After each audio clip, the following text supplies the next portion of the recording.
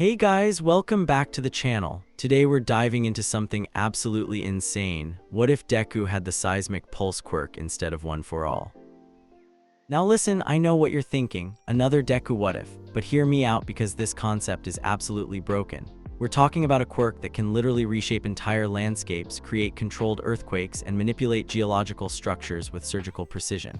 This isn't just some flashy power, this is reality warping on a massive scale.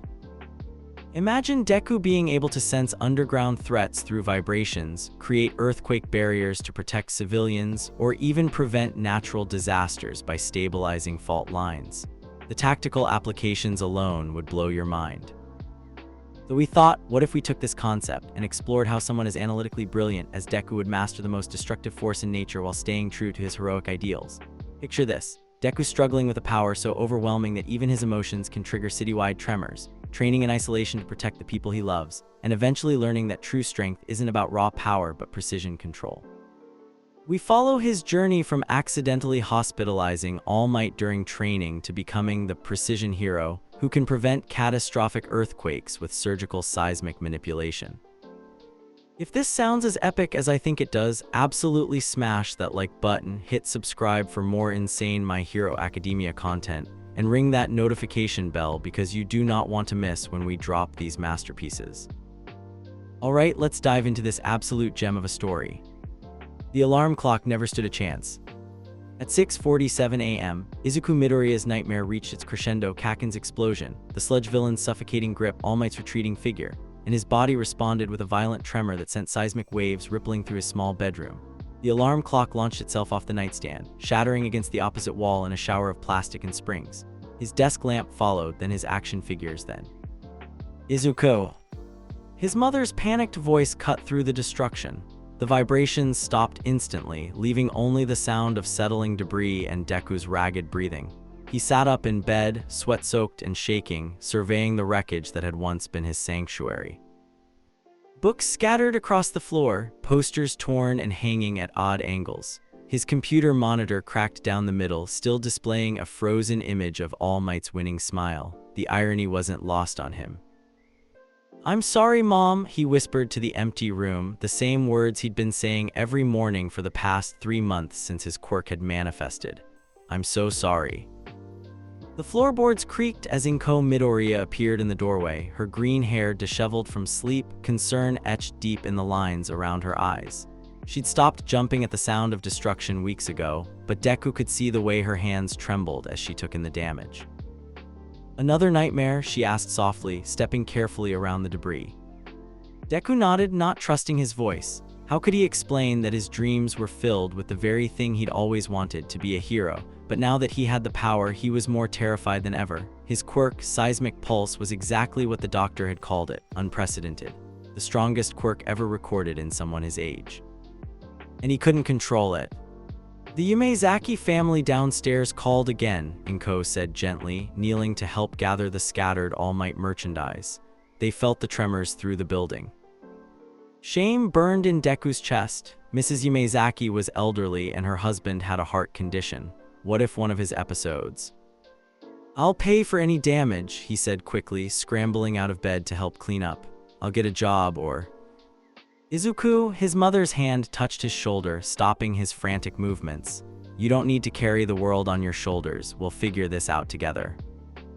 But as Deku looked at the destruction around him, the constant reminder of his inability to control the very thing that was supposed to make him a hero, he wasn't sure that was possible. How could someone who couldn't even sleep without destroying his own room ever hope to save people? The walk to Aldera Junior High was a careful exercise in emotional regulation. Deku had learned that strong feelings triggered his quirk, so he practiced All Might breathing techniques he'd memorized from interviews, counted his steps, and avoided eye contact with anyone who might set off his anxiety. It worked until he saw Katsuki Bakugo waiting by the school gates. Well, Kaken said, his red eyes gleaming with a familiar mixture of anger and something that looked almost like hunger. "If it isn't Deku the Destroyer." The nickname had stuck ever since the quirk assessment test where Deku had accidentally created a crater in the school's courtyard. The other students gave him a wide berth now, fear and fascination warring in their expressions. Morning Kakin, Deku mumbled, trying to walk past. Don't morning Kakin me, you freak. Bakugo's palm crackled with small explosions. I heard about your little temper tantrum this morning. Whole damn building shook, didn't it? The tremor started in Deku's chest, a familiar flutter of anxiety that threatened to cascade into something much worse. He clenched his fists, focusing on All Might's words, "A hero must never lose control." It wasn't on purpose, Deku said quietly. Of course it wasn't, Bakugo laughed, but there was no humor in it. That's what makes it so pathetic. You've got the most destructive quirk in our year, hell, probably in the whole damn city, and you can't even use it without pissing yourself.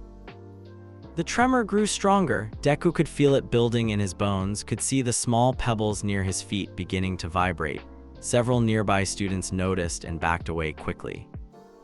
You think you're so special, don't you, Deku? Think having a powerful quirk makes you better than everyone else? Well, let me tell you something. Bakugo stepped closer, his explosions growing brighter. Power without control isn't strength, it's just destruction waiting to happen, and you're going to hurt someone. The words hit harder than any explosion could have, because Kakin was right, wasn't he? Just this morning, Deku had put his neighbors at risk. Every day, he walked through the world like a loaded weapon with a faulty safety. I know, Deku whispered, and the tremor stopped. I know I'm dangerous. For a moment, something flickered across Bakugo's face, surprise, maybe even concern, but it vanished quickly, replaced by his usual sneer. Then quit pretending you can be a hero and save us all the trouble. The rest of the school day passed in a blur of worried glances and whispered conversations.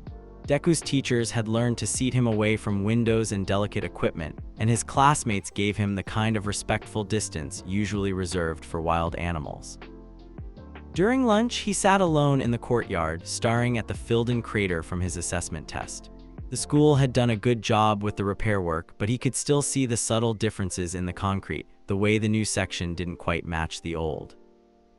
Midoriya. He looked up to find his homeroom teacher, Mr. Hayashi, approaching with a manila folder in his hands. I have your UA application here, the teacher said, settling beside him on the bench. Are you sure about this? Deku's heart jumped. What do you mean? Your quirk is significant, unprecedented even, but UA's entrance exam isn't just about raw power. There will be other students around, civilians to protect, infrastructure to consider. Mr. Hayashi trailed off diplomatically. You think I'll hurt someone, Deku said flatly. I think you're still learning to control an incredibly powerful ability. Maybe it would be wise to wait a year, get some additional training. No, the word came out harder than Deku intended, and he felt the bench vibrate slightly beneath them. Mr. Hayashi tensed. Sorry, I can't wait. UA has the best support systems, the most experienced teachers. If I'm going to learn to control this, that's where I need to be. The teacher studied him for a long moment, then nodded slowly. Your call, Midoriya, just be careful, okay? Your power could change the world, but only if you learn to wield it responsibly. After school, Deku made his way to Dagoba Municipal Beach Park for his daily training routine. The beach had been his refuge for months now, isolated enough that his quirk couldn't endanger anyone, but spacious enough for him to practice without destroying everything around him. He'd set up a crude training area using the scattered trash and debris, stacks of empty cans for precision targets, old refrigerators for impact testing, and a carefully measured circle drawn in the sand to practice containment. Okay, he muttered to himself, pulling out his hero analysis notebook.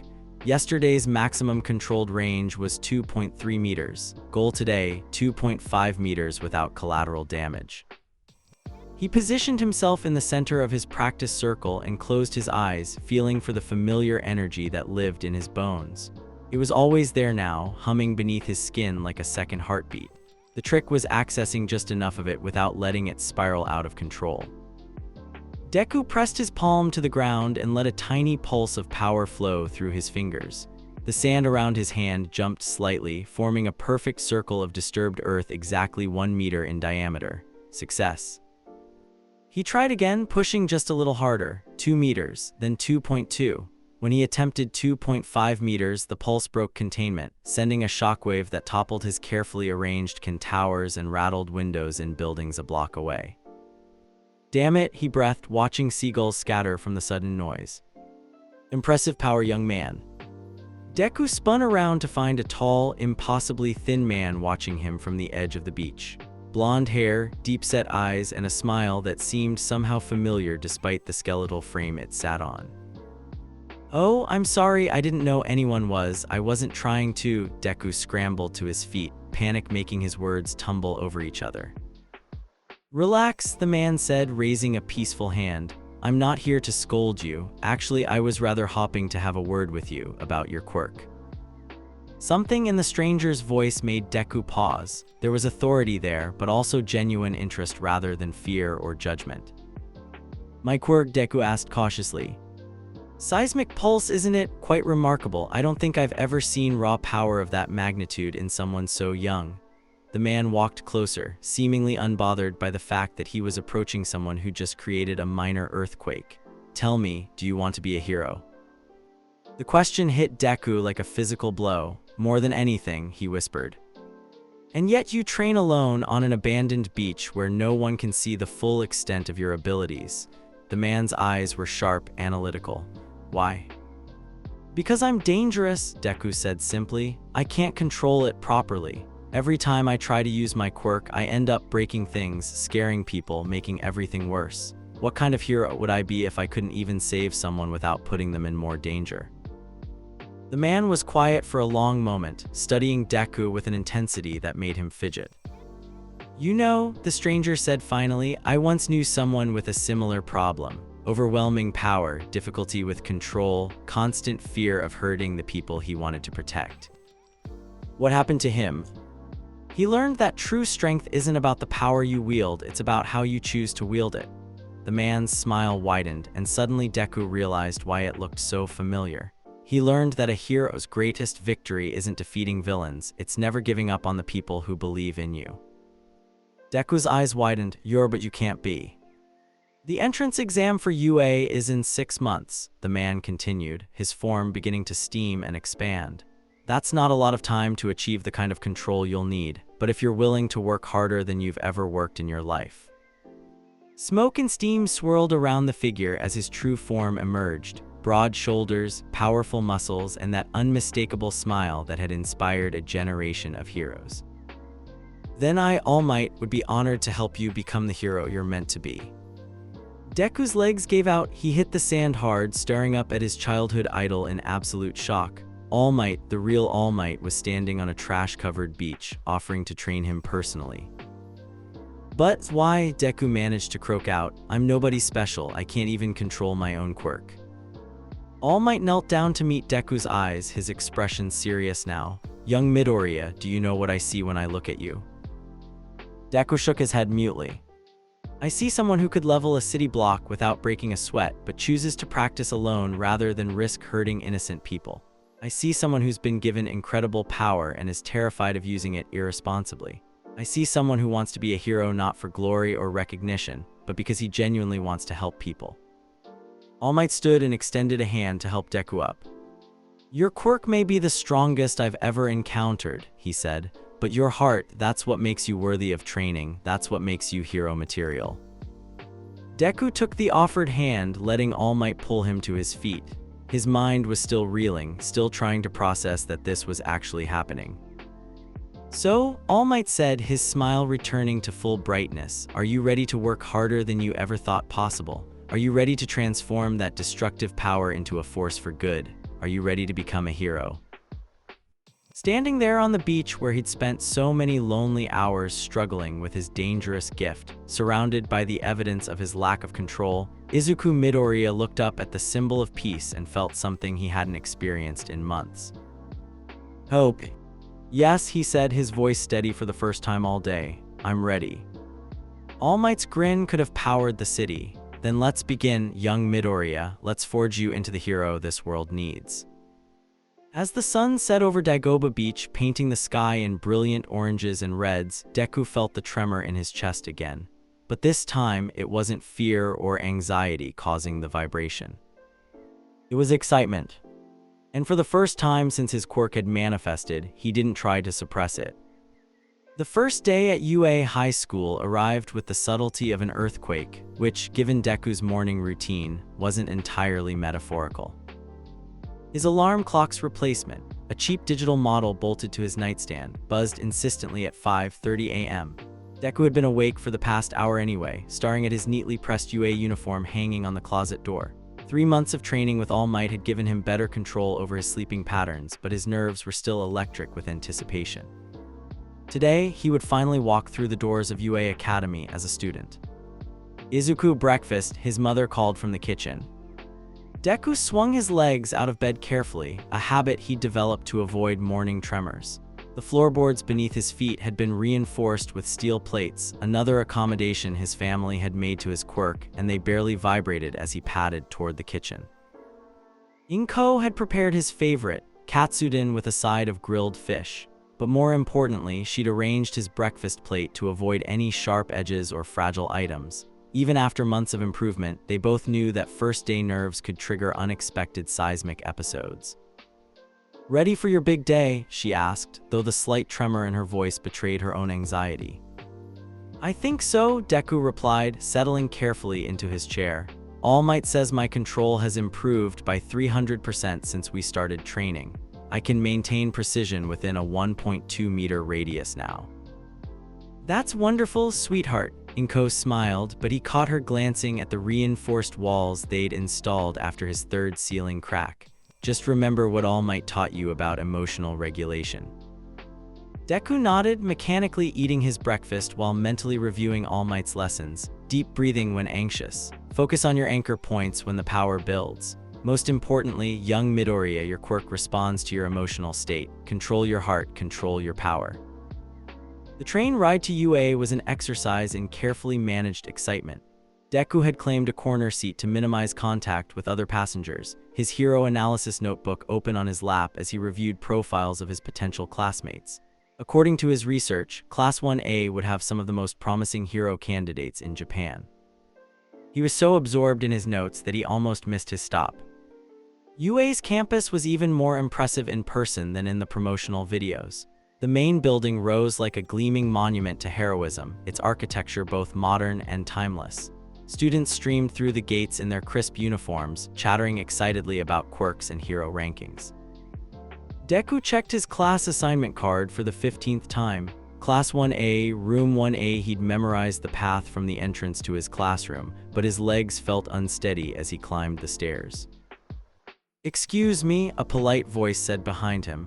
"You wouldn't happen to know where Class 1A is located?"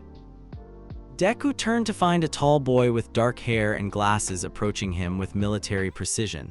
Everything about him screamed rule follower, from his perfectly pressed uniform to the way he carried his school bag. "Oh yes, I'm heading there too," Deku replied. "I'm Izuku Midoriya." "Tenya Ida," the boy responded with a formal bow. "I believe we may have encountered each other during the entrance examination. You were the examinee with the seismic type quirk, correct?" Deku's stomach dropped. "You remember that?" "It would be difficult to forget. Your final attack destroyed 17 robots simultaneously while creating a localized earthquake measuring 4.2 on the Richter scale." Ida's expression was analytical rather than accusatory. "Quite impressive, though I must admit I was concerned about the structural integrity of the surrounding buildings." Heat flooded Deku's cheeks. Even months later, the memory of his entrance exam performance filled him with embarrassment. Yes, he'd scored enough points to secure admission, but the collateral damage had been significant. The testing facility had required 3 days of repairs. "I'm working on control," Deku mumbled. "I should hope so," Ida said seriously. "With great power comes great responsibility, as they say. A hero must always consider." "Deku." The familiar voice made Deku's blood run cold. He turned slowly to see Katsuki Bakugo stalking toward them, his red eyes blazing with fury. "What the hell are you doing here, you useless piece of—" "Excuse me," Ida interrupted, stepping between them. "Such language is inappropriate for future heroes. I am Tenya Ida, and I must ask that you comport yourself with more dignity." Bakugo's palms crackled with small explosions. "And I must ask you to shut the hell up, Four Eyes, before I blast you into next week." The familiar spike of anxiety hit Deku like a physical blow. His chest tightened, his breathing became shallow, and he felt the telltale tremor building in his bones. The floor beneath his feet began to vibrate almost imperceptibly. No, no, no, he thought desperately. Not here, not on the first day. Kaken, please, Deku said quietly, trying to use All Might's calming techniques. We're at UA now, can't we just? Don't you dare Kaken me, Bakugo snarled, stepping closer. You think getting into UA makes you special? You think having a flashy quirk means you're not still the same useless Deku who? The tremor spiked, a hairline crack appeared in the floor tile directly beneath Deku's feet. Ida noticed immediately, his eyes widening as he took a step back. Midoriya, your quirk. I know, Deku whispered, closing his eyes and focusing on All Might's voice. Find your anchor point, young Midoriya, something that grounds you, something stronger than your fear. His anchor point was always the same, the memory of All Might's belief in him. The way the symbol of peace had looked at him on that beach and seen not a dangerous freak, but a hero in training. The tremor subsided, the crack in the floor stopped spreading. When Deku opened his eyes, both Bakugo and Ida were staring at him with very different expressions. Ida looked impressed by his self-control. Bakugo looked frustrated, almost disappointed that Deku had managed to contain his power. Bakugo spat, still useless, but he stalked away toward the classroom without another word. That was remarkable, Ida said once Bakugo was gone. The precision required to stop a seismic event mid-manifestation. You've clearly been training extensively. Yeah, Deku replied, his voice still shaky. I've had a good teacher. Class 1A was already buzzing with activity when they arrived. Deku recognized several faces from the entrance exam. The girl with the gravity quirk who'd saved him from falling debris, a boy with a bird head, another with engines protruding from his legs. Each one represented a unique power set, a different approach to heroism. Deku chose a seat toward the back of the room, partly out of habit and partly to minimize potential collateral damage if his quirk acted up. As he settled into his chair, he couldn't help but marvel at finally being here, surrounded by other people who shared his dream of becoming a hero. If you're here to socialize, you can leave now. The gravelly voice belonged to their homeroom teacher, who had somehow appeared at the front of the class without anyone noticing. He was a tall, disheveled man with long black hair and what appeared to be permanent eye bags. I'm Shota Aizawa, your homeroom teacher, he continued, pulling a yellow sleeping bag from behind the podium. UA's reputation for freedom is a lie. You'll be competing against each other every day for the next 3 years. Those who can't keep up will be expelled immediately. A collective gulp rippled through the classroom. Now everyone get changed into your gym uniforms and meet me at ground beta in 10 minutes. We're conducting a quirk assessment test. Deku's heart sank. Another test involving his unpredictable seismic powers, this time in front of his new classmates. He thought of the entrance exam, of the cracked floor tiles in the hallway, of every night he'd spent practicing precision control on the beach. You can do this, he told himself. All Might believes in you. Ground Beta was an expansive training facility designed to withstand significant quirk-based damage. As Class 1A gathered in the center of the artificial cityscape, Aizawa explained the assessment, 8 different tests measuring various aspects of their abilities. Bakugo, Aizawa called, you scored highest on the entrance exam. Demonstrate your power with a softball throw. Bakugo stepped forward with his characteristic swagger, palming the softball like a grenade. Die, he screamed, hurling the ball with a massive explosion that sent it screaming into the distance. 705.2 meters, Aizawa announced, showing the distance on a handheld device. Murmurs of amazement rippled through the class. Deku felt the familiar knot of anxiety in his stomach. If Bakugo could throw a ball over 700 meters, what was expected of someone with the strongest quirk ever recorded? The other tests proceeded smoothly enough. Deku managed respectable scores on the 50-meter dash, 6.15 seconds, by creating small seismic pulses to boost his stride, grip strength average since his quirk wasn't enhancement-based, and standing long jump 8.7 meters using a carefully controlled ground pulse. But when it came to the ball throw, Deku found himself standing in the same circle where Bakugo had achieved his impressive distance, with every classmate's eyes on him. Midoriya, Aizawa said, tossing him a softball, show us what you can do. Deku caught the ball, his palms already sweating. He could feel the seismic energy humming in his bones, responding to his elevated heart rate. Around him, his classmates whispered to each other. Isn't he the one who destroyed half the entrance exam? I heard his quirk can cause actual earthquakes. Think he'll bring down the whole facility. Control, Deku reminded himself, precision over power. He drew back his arm, letting just a tiny fraction of his seismic power flow into his throwing motion. The ball left his hand with a subtle vibration, flying in a perfect arc through the artificial sky. 312.4 meters, Aizawa announced. The number hung in the air like a disappointing echo. Deku had thrown the ball less than half the distance of Bakugo's attempt, despite supposedly having a more powerful quirk.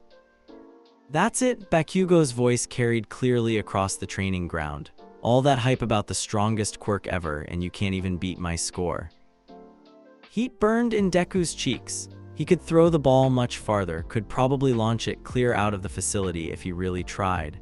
But that would mean risking catastrophic collateral damage, potentially injuring his classmates or destroying expensive UA property. Interesting, Aizawa murmured, studying his device. Your power readings suggest you're holding back significantly. I don't want to hurt anyone, Deku replied honestly. And that, Aizawa said, is exactly why you scored in the top 10 overall despite restraining your most powerful ability.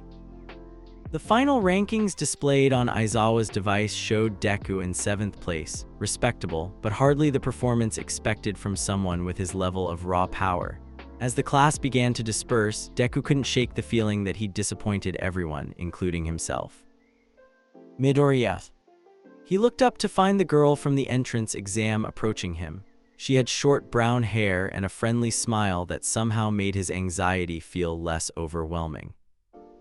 I'm Achako Uraraka, she said. I wanted to thank you for saving me during the entrance exam, even though your aftershock it made things a bit chaotic afterward. I'm so sorry about that, Deku said quickly. I'm still learning to control. Don't apologize, Uraraka interrupted. You saved my life. A little property damage is nothing compared to that. Besides, I heard you've been training really hard to get better at controlling your quirk. That's super admirable. For the first time all day, Deku felt himself smile genuinely. Thank you, that means a lot. As they walked back toward the main building together, Uraraka chatted easily about the other students, their quirks, and her own goals as a hero. Her casual acceptance of both his power and his limitations felt like a small miracle. The rest of the school day passed in a blur of introductions, class schedules, and hero theory lectures. Deku threw himself into note-taking with his characteristic intensity, filling pages with observations about his classmates' abilities and potential strategic applications. But it was during the final period, Hero Basic Training, that everything changed. I am here, the familiar voice boomed through the classroom speakers, coming through the door like a normal person.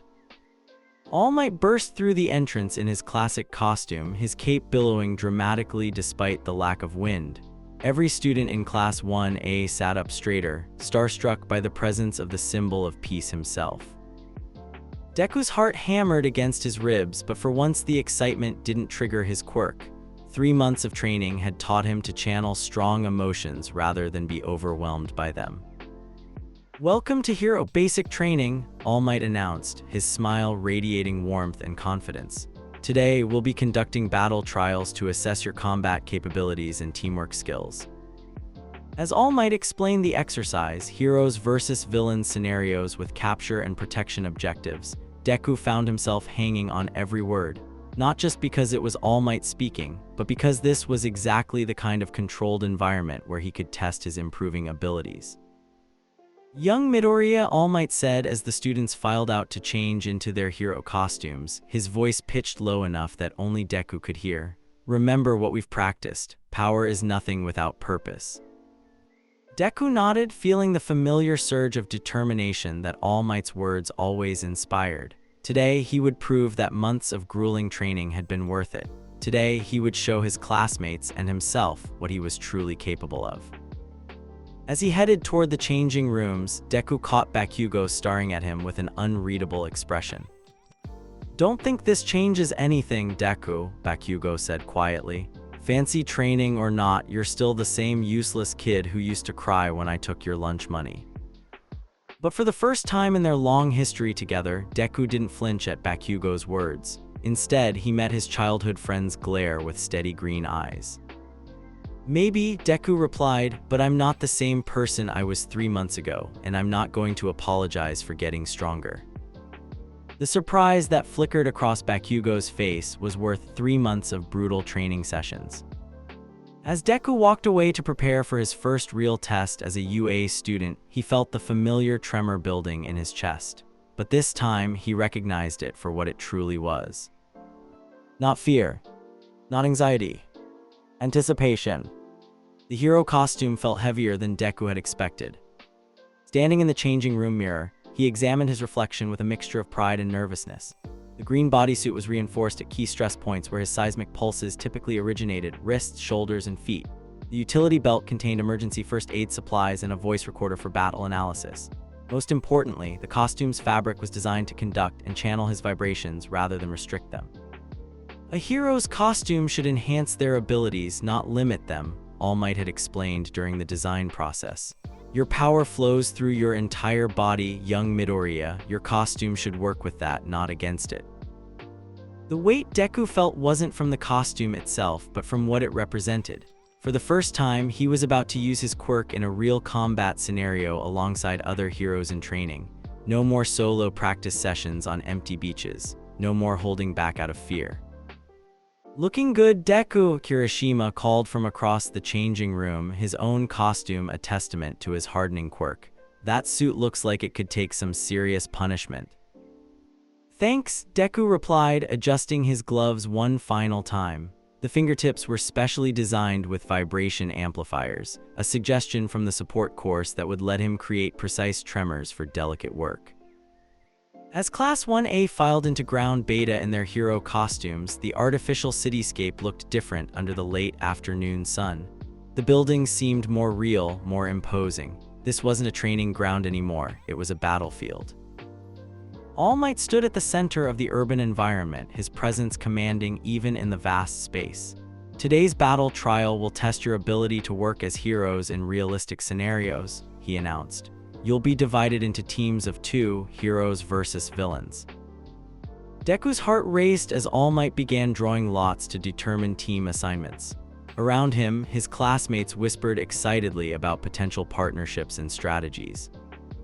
Team A, All Might called. Hero Team, Midoriya and Uraraka. Relief flooded through Deku. Uraraka had been nothing but supportive since their first meeting, and her gravity quirk could complement his seismic abilities perfectly. He caught her eye across the group and saw her give him an encouraging thumbs up. Villain Team, Bakugo and Ida.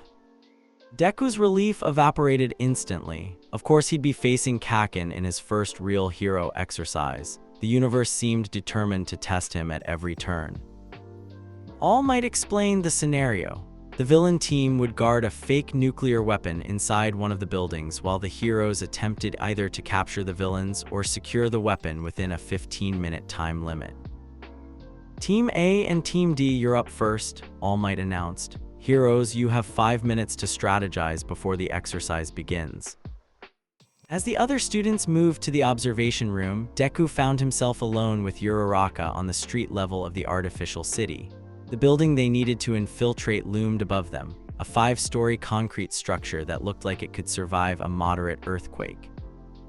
"So," Uraraka said, her usual cheerfulness replaced by focused determination, "what's the plan, partner?" Deku pulled out a small notebook, quickly sketching the building's layout from memory. "Bakugo will expect a frontal assault, that's how I used to react to his intimidation, but Iida's methodical. He'll have positioned them strategically, probably with multiple escape routes planned." "What about your quirk?" Uraraka asked. "Can you sense where they are through the building's structure?" The question hit Deku like a revelation. In all his training with All Might, they'd focused on control and precision, but they'd barely explored his quirk's sensory applications. I think so," he said slowly. "I can feel vibrations through solid materials if I put my hand on the building and send out a very weak pulse." "Like echolocation," Uraraka's eyes lit up. "That's amazing. We could know exactly where they are before we even enter." For the first time since learning about his team assignment, Deku felt a spark of confidence. This wasn't just about raw power or perfect control. This was about using his abilities creatively, strategically. "All right," he said, closing his notebook. "Here's what we'll do." The exercise began with All Might's booming voice echoing through the training ground. "The battle trial starts now." Instead of charging toward the main entrance as Bakugo would expect, Deku led Uraraka to the side of the building. He pressed his palm against the concrete wall and closed his eyes, sending out the weakest seismic pulse he could manage, barely stronger than a heartbeat. The vibrations traveled through the building's structure like whispers, returning to him with information about density, hollow spaces, and most importantly, movement. "Third floor," he murmured to Uraraka. "Northeast corner, 2 heat signatures, 1 packing, 1 stationary." "Bakugo's packing," Uraraka said immediately. "He hates waiting. It is probably guarding the weapon directly." They moved to a service entrance on the building's east side. Deku placed his hand on the door handle and sent another micropulse through the metal, checking for alarm systems or traps. "Clear," he whispered. The stairwell was narrow and echoing, the worst possible environment for someone with a seismic quirk. Every footstep seemed amplified, every breath too loud. But Deku had learned to move with deliberate quiet during his training, and Uraraka's gravity powers let her float just above the steps. They reached the 3rd floor without incident. Through the hallway window, Deku could see into the target room where a large silver cylinder represented the nuclear weapon. Iida stood beside it in perfect military posture, while Bakugo prowled the perimeter like a caged animal. "I can make us weightless," Uraraka whispered, "but once we're inside, you'll need to handle Bakugo while I go for the weapon." Deku nodded, though his stomach churned at the thought of facing his childhood tormentor in actual combat. "Remember, if my quirk gets out of control." "It won't," Uraraka interrupted firmly. "You've got this, Deku. I believe in you." Her words echoed All Might's, and Deku felt his resolve strengthen. He placed his hand on the hallway floor and sent out another sensing pulse, mapping the room's layout one final time. "On 3, he whispered. 1, 2. The explosion came through the wall instead of the door. Bakugo burst through the concrete barrier in a shower of debris and smoke, his palms crackling with barely contained fury. "Did you really think you could sneak up on me, Deku?" he snarled. "I've been listening to your pathetic little tremors since you touched the building." Deku barely managed to roll aside as another explosion scorched the air where his head had been.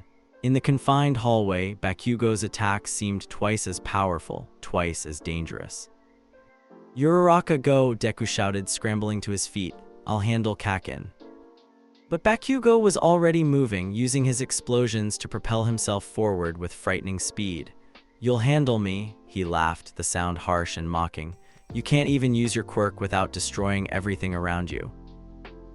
Another explosion forced Deku back against the wall. The narrow corridor left him no room to maneuver, no space to create distance. Every instinct screamed at him to unleash his seismic power, to create a massive pulse that would knock Bakugo off balance.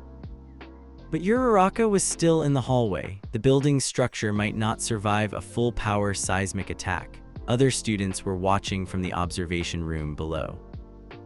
Control, he reminded himself, precision over power. Instead of a wide-area attack, Deku pressed his palm to the floor and sent a focused pulse directly at Bakugo's position. The vibration traveled through the concrete, erupting beneath the blonde boy's feet in a controlled burst that threw off his balance without damaging the building's integrity. Bakugo stumbled, his next explosion going wide and scorching the ceiling instead of his target. "Not bad, Deku," he admitted with grudging respect, "but you're still thinking too small." The next attack came as a series of rapid-fire explosions, each one driving Deku further back toward the stairwell. Bakugo was using his superior mobility and the confined space to maximum advantage, never giving Deku a chance to establish proper footing for a seismic counterattack. Meanwhile, Deku could hear Uraraka engaging Iida in the target room. The sound of metal clanging against metal suggested she was having her own difficulties against the class representative's systematic approach. "Think," Deku told himself, narrowly avoiding another explosion. What would All Might do? The answer came to him as Bakugo paused to wipe sweat from his palms. All Might wouldn't just react to attacks, he'd control the battlefield itself. Deku dropped to one knee and pressed both palms to the hallway floor. Instead of targeting Bakugo directly, he sent seismic pulses through the building's structural supports, creating a rhythmic vibration that made the entire corridor hum like a tuning fork. The effect was immediate and disorienting. Bakugo's explosions became erratic as the constant vibration threw off his proprioception. The walls themselves seemed to buzz with energy. "What the hell?" Bakugo started to say, then stopped as he realized what Deku was doing. "You said I think too small," Deku replied, his voice carrying clearly through the vibrating air. "But what if I think bigger? What if instead of targeting you, I target your environment?" He increased the frequency slightly, and Bakugo staggered as the floor beneath his feet became unpredictable, constantly shifting in tiny but significant ways. "This is how my quirk really works, Kakin," Deku continued, standing slowly while maintaining the seismic field. "It's not just about destruction. It's about understanding how energy moves through matter, how vibrations propagate, how to make the very ground someone stands on into an ally." For the first time in their long history, Bakugo looked genuinely off balance both physically and mentally. His explosions were still powerful, but without stable footing, he couldn't aim them effectively. The psychological impact was even greater. This wasn't the helpless, crying Deku he'd tormented for years. This was someone who understood his own power, who could use it strategically and precisely. "Damn you, Deku!" Bakugo roared, launching himself forward in a desperate all-or-nothing attack. It was exactly what Deku had been waiting for. As Bakugo committed to his assault, Deku stopped the environmental vibrations and instead created a single, perfectly timed pulse directly in Bakugo's flight path. The seismic wave caught Bakugo mid-leap, sending him tumbling sideways into the hallway wall. He hit hard but not dangerously. Deku had calculated the force precisely. "Hero Team wins," All Might's voice echoed through the building's communication system. "The nuclear weapon has been secured." Deku looked through the doorway to see Uraraka floating triumphantly above the silver cylinder, her hand pressed firmly against its surface. Iida stood nearby, his helmet slightly askew but his posture still respectful in defeat. "Excellent work, Uraraka," Deku called, then turned to help Bakugo to his feet. "Don't," Bakugo snarled, slapping Deku's offered hand away. "Don't you dare pity me." But as he stood on his own, Bakugo's red eyes held something Deku had never seen before, genuine respect mixed with confusion. "How?" Bakugo asked quietly. "3 months ago you couldn't even use your quirk without destroying half a city block. Now you're fighting like a hero," Deku finished. "I had a good teacher, and I learned that real strength isn't about how much power you have, it's about how precisely you can use it to protect people." The critique session afterward was both humbling and encouraging. All Might praised Deku's strategic thinking and improved control, while noting that his hesitation to use his full power in critical moments could be dangerous in real combat situations. "Young Midoriya," All Might said as the class prepared to change back into their school uniforms, "excellent work today. Your growth has been remarkable." But it was Bakugo's reaction that stuck with Deku as they returned to the locker rooms. His childhood friend had remained silent during the critique, his usual explosive commentary notably absent. "Deku," Bakugo said as they changed clothes, his voice unusually subdued. "Yeah, Kakin. That training you mentioned, who's been teaching you?" Deku hesitated, remembering All Might's request to keep their relationship private. "Someone who believes in me," he said finally. "Someone who taught me that having power means nothing if you're afraid to use it responsibly." Bakugo was quiet for a long moment. "Your quirk really is the strongest one I've ever seen," he admitted grudgingly. "I hate that it's you who has it, but maybe you won't completely waste it." It was the closest thing to a compliment Bakugo had ever given him, and Deku felt a small spark of hope that maybe, just maybe, their relationship could evolve beyond the childhood dynamic that had defined them for so long. As Class 1A walked back toward the main campus, Uraraka fell into step beside Deku, her face bright with excitement. "That was incredible," she said. "The way you controlled the entire hallway like that, I've never seen anything like it. You turned your quirk into a support tool instead of just a weapon." "All Might taught me that heroes don't just fight villains," Deku replied. They think 3 moves ahead, they protect civilians, they turn every situation into an opportunity to help people. Speaking of All Might, Uraraka said with a sly grin, I noticed he seemed pretty interested in your performance today, almost like he was personally invested in your success. Deku's cheeks reddened. He's a really good teacher to all of us. But as they reached the school building, Deku caught sight of All Might watching them from an upper floor window. The symbol of peace gave him a subtle thumbs up before disappearing from view. 3 months ago, Deku had been a frightened kid who destroyed everything he touched. Today, he'd used his unstable quirk with surgical precision to defeat one of the most naturally talented fighters in their class. The tremor in his chest as he walked through UA's halls wasn't anxiety or fear anymore. It was pride.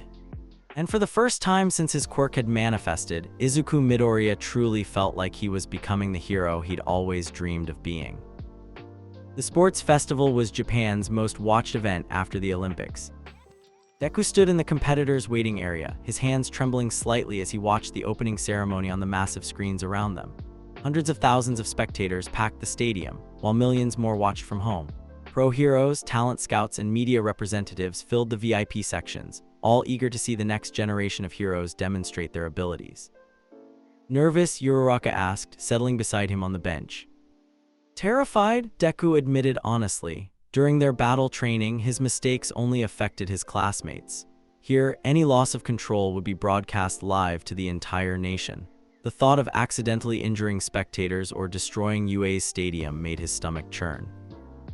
You'll be fine, she said with characteristic optimism. Besides, this is your chance to show everyone how much you've improved since the entrance exam. That was exactly what worried him. The entrance exam footage had been classified, but rumors about the earthquake boy who destroyed the testing facility had spread throughout UA and beyond. Some media outlets had dubbed him the unstable hero before he'd even graduated. Others questioned whether someone with such destructive potential should be allowed to participate in a public event. First-year students, prepare for your entrance, President Mike's voice boomed through the waiting area. Deku took a deep breath, running through All Might's pre-competition advice. Remember, young Midoriya, the sports festival isn't about showing off your raw power. It's about demonstrating your growth as a hero. Control, strategy, and teamwork will serve you better than any earthquake. The roar of the crowd was deafening as Class 1A emerged into the stadium. Deku squinted against the brightness of the arena lights, his enhanced hearing picking up fragments of commentary from the stands. That's Midoriya, the one with the seismic quirk. Heard he can cause actual earthquakes. Dangerous to have him in a public venue. Focus, he told himself, you're here to prove you belong. Midnight took the stage as the festival's chief referee, her presence commanding immediate attention from the rowdy crowd. Now, for the player pledge, she announced. Representing the first-year students, Katsuki Bakugo. Deku's heart sank. Of all the people to give the opening speech, it had to be Kaken. Bakugo approached the microphone with his characteristic swagger, surveying the crowd of competitors with barely concealed contempt. I just want to say, he began, his voice carrying clearly through the stadium's sound system, I'm gonna win. The crowd erupted in a mixture of cheers and boos. Deku caught sight of his other classmates' horrified expressions, but Bakugo seemed to feed off the negative energy. Especially you, Deku, Bakugo's eyes found him in the crowd, his grin sharp as a blade. I don't care how much your control has improved, I'm still better than you. The challenge was unmistakable, and Deku felt the familiar flutter of seismic energy in his chest. But instead of anxiety, what he felt was determination. 3 months ago, Bakugo's words would have triggered an uncontrolled tremor. Now, Deku channeled that energy into focus. We'll see, Kaken, he murmured, too quietly for anyone else to hear. The first event was announced with typical sports festival flair, an obstacle race through UA's sprawling campus. The route would take them through various hazards designed to test mobility, strategy, and quick thinking under pressure. There are no rules except to stay on the course, Midnight declared.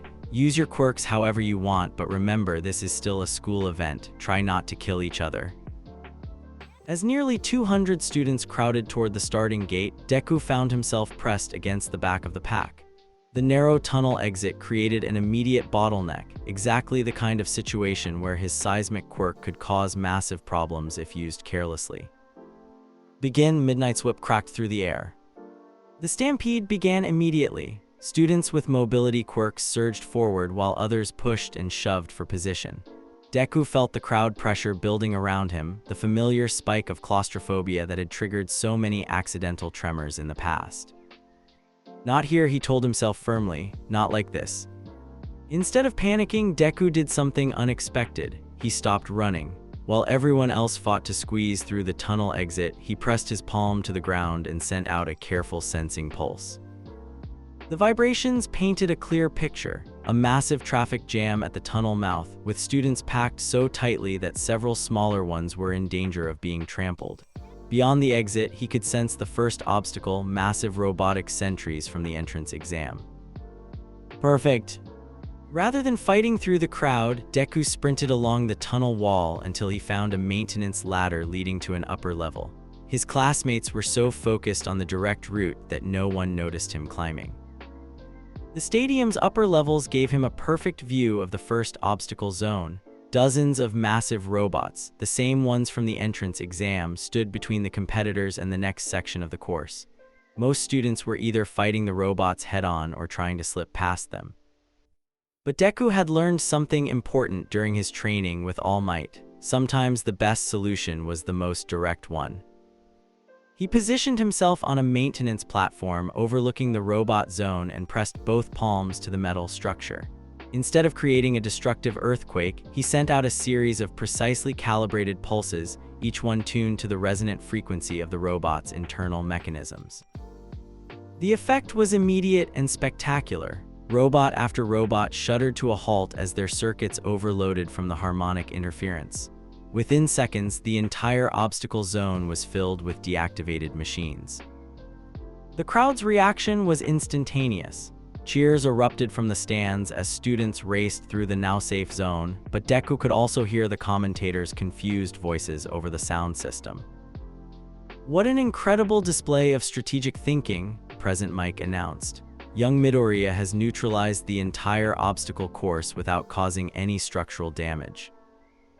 Deku allowed himself a small smile as he dropped down to rejoin the race. All those hours of precision training were finally paying off. The second obstacle was the fall, a massive chasm crossed by narrow stone pillars connected by ropes. Most students were either using mobility quirks to cross quickly or carefully picking their way across the precarious bridges. Deku took a different approach. Standing at the edge of the chasm, he sent a seismic pulse down into the earth below the stone pillars. The vibrations revealed the geological structure underneath solid bedrock about 20 meters down, with loose soil and gravel filling the space between. Risky, he thought, but doable. Instead of crossing on the surface level, Deku created a controlled fissure in the chasm wall, just wide enough for him to descend safely. He rappelled down using his capture tape, found the solid rock layer, and began creating a network of precisely carved handholds in the stone. The technique was exhausting and dangerous, but it allowed him to traverse the chasm at the bedrock level where the stone was more stable. By the time he emerged on the far side, he'd bypassed most of the surface-level traffic jam. Unbelievable, Present Mike's commentary echoed through the stadium. Midoriya is using geological engineering techniques to create his own route through the obstacle course. The final obstacle was the minefield, an area scattered with explosive devices designed to slow down the competitors without causing serious injury. The mines were pressure-sensitive and clearly marked, but navigating through them required either extreme care or clever problem-solving. Deku chose neither approach. Standing at the edge of the minefield, he knelt down and placed both hands on the ground. This time, instead of sending pulses downward, he sent them horizontally through the soil, a technique All Might had helped him develop for search and rescue scenarios. The seismic waves mapped out the exact location of every mine in the field, creating a three-dimensional image in his mind. More importantly, they revealed something the other competitors couldn't see. The mines were connected by a network of underground cables. Disable the network, he realized, and you disable all the mines safely. Deku sent a precisely targeted pulse along the cable network using harmonic resonance to overload the electronic firing mechanisms. One by one, the mine's status lights changed from red to green, still present, but no longer dangerous. He sprinted across the now-safe minefield as the crowd erupted in amazement. "Ladies and gentlemen," Present Mike announced, his voice filled with genuine awe, "Izuku Midoriya has just demonstrated the most creative use of a seismic quirk I've ever witnessed. He's turning what could be pure destruction into precision engineering." Deku crossed the finish line in 4th place behind Todoroki, Bakugo, and Iida, but well ahead of most of his classmates. More importantly, he'd completed the entire obstacle course without causing any collateral damage or putting other competitors at risk. As he caught his breath in the staging area, several of his classmates approached him with expressions ranging from amazement to respect. "Dude, that was incredible," Kirishima exclaimed, slapping him on the back. "You didn't just overcome those obstacles, you completely reimagined them." "Most impressive," Iida added, adjusting his glasses. "Your strategic thinking and technical application of your quirk were exemplary." But it was Todoroki's approach that surprised him most. The dual quirk user had maintained a cold, distant demeanor since the beginning of the school year, but now he looked at Deku with something like curiosity. "Your control," Todoroki said simply. "It's remarkable for someone with such destructive potential." "Thank you," Deku replied, though something in Todoroki's tone suggested the comment wasn't entirely complimentary. The cavalry battle selection put Deku in an awkward position. As the 4th-place finisher, he was worth valuable points, but his quirk's potential for collateral damage made many students hesitant to team up with him. "I'll be your partner," Uraraka said immediately, her loyalty unwavering. "Me too," Iida added. "Your performance in the obstacle race demonstrated excellent leadership and strategic thinking." They were joined by Takayami, whose Dark Shadow quirk offered excellent offensive capabilities. The team composition felt balanced: Uraraka's gravity manipulation, Iida's speed, Takayami's versatile attacks, and Deku's seismic control and tactical analysis.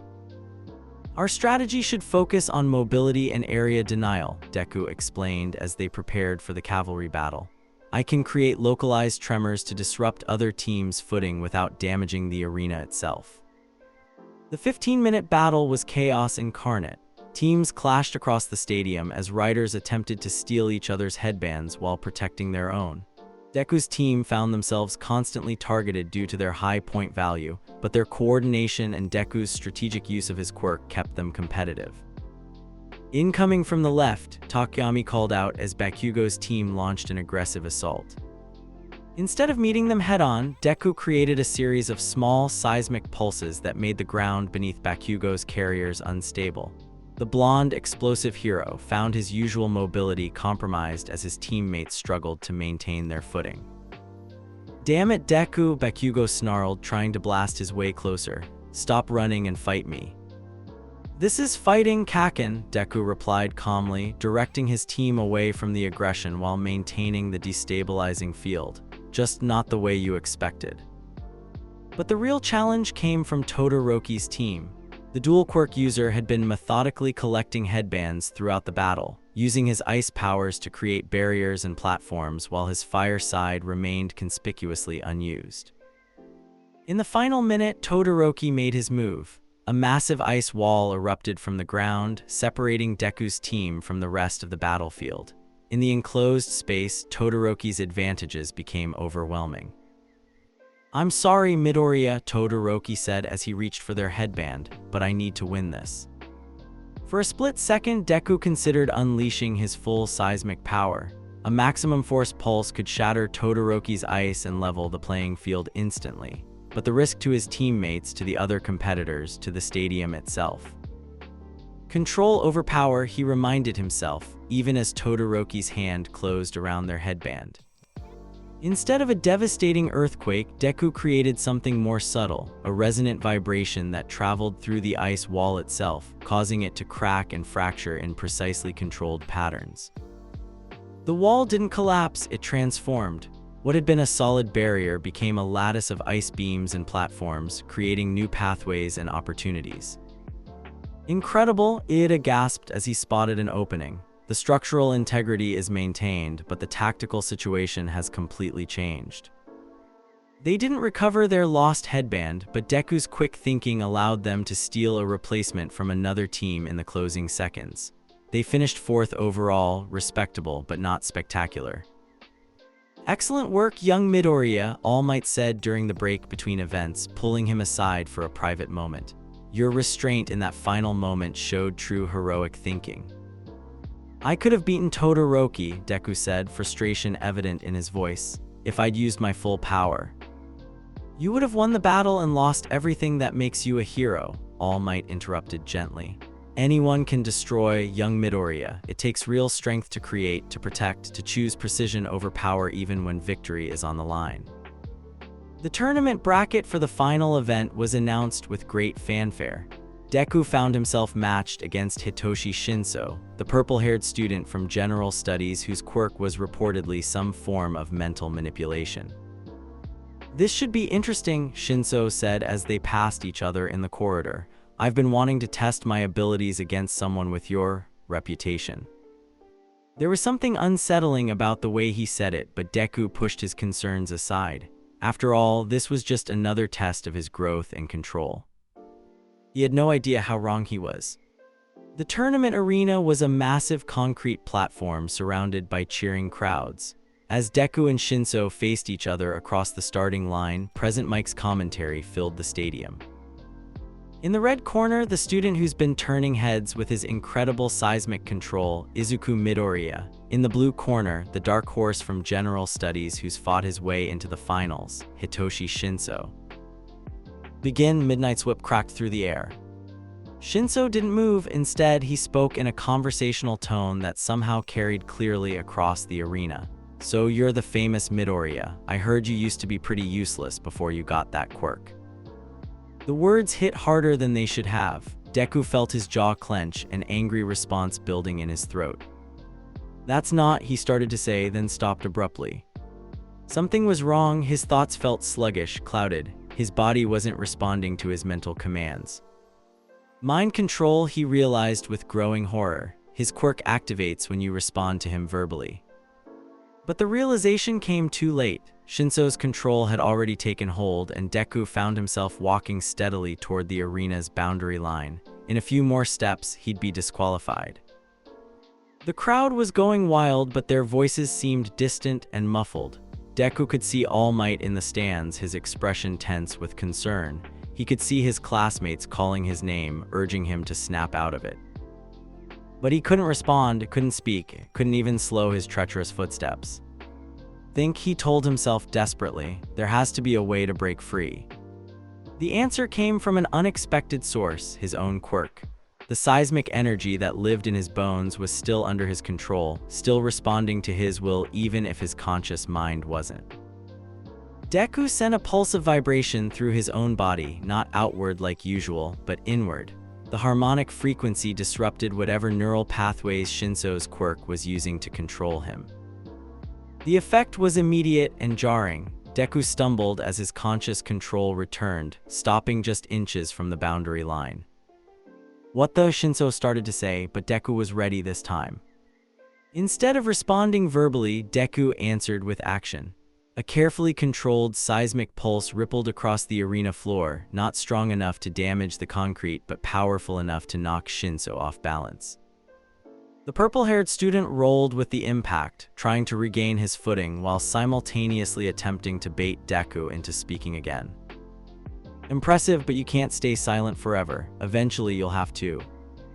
Deku cut him off with another pulse, this one precisely targeted at the ground beneath Shinso's feet. The localized tremor sent him stumbling sideways, forcing him to focus on balance rather than verbal manipulation. The battle became a deadly dance. Shinso tried repeatedly to provoke a verbal response while dodging Deku's increasingly creative seismic attacks.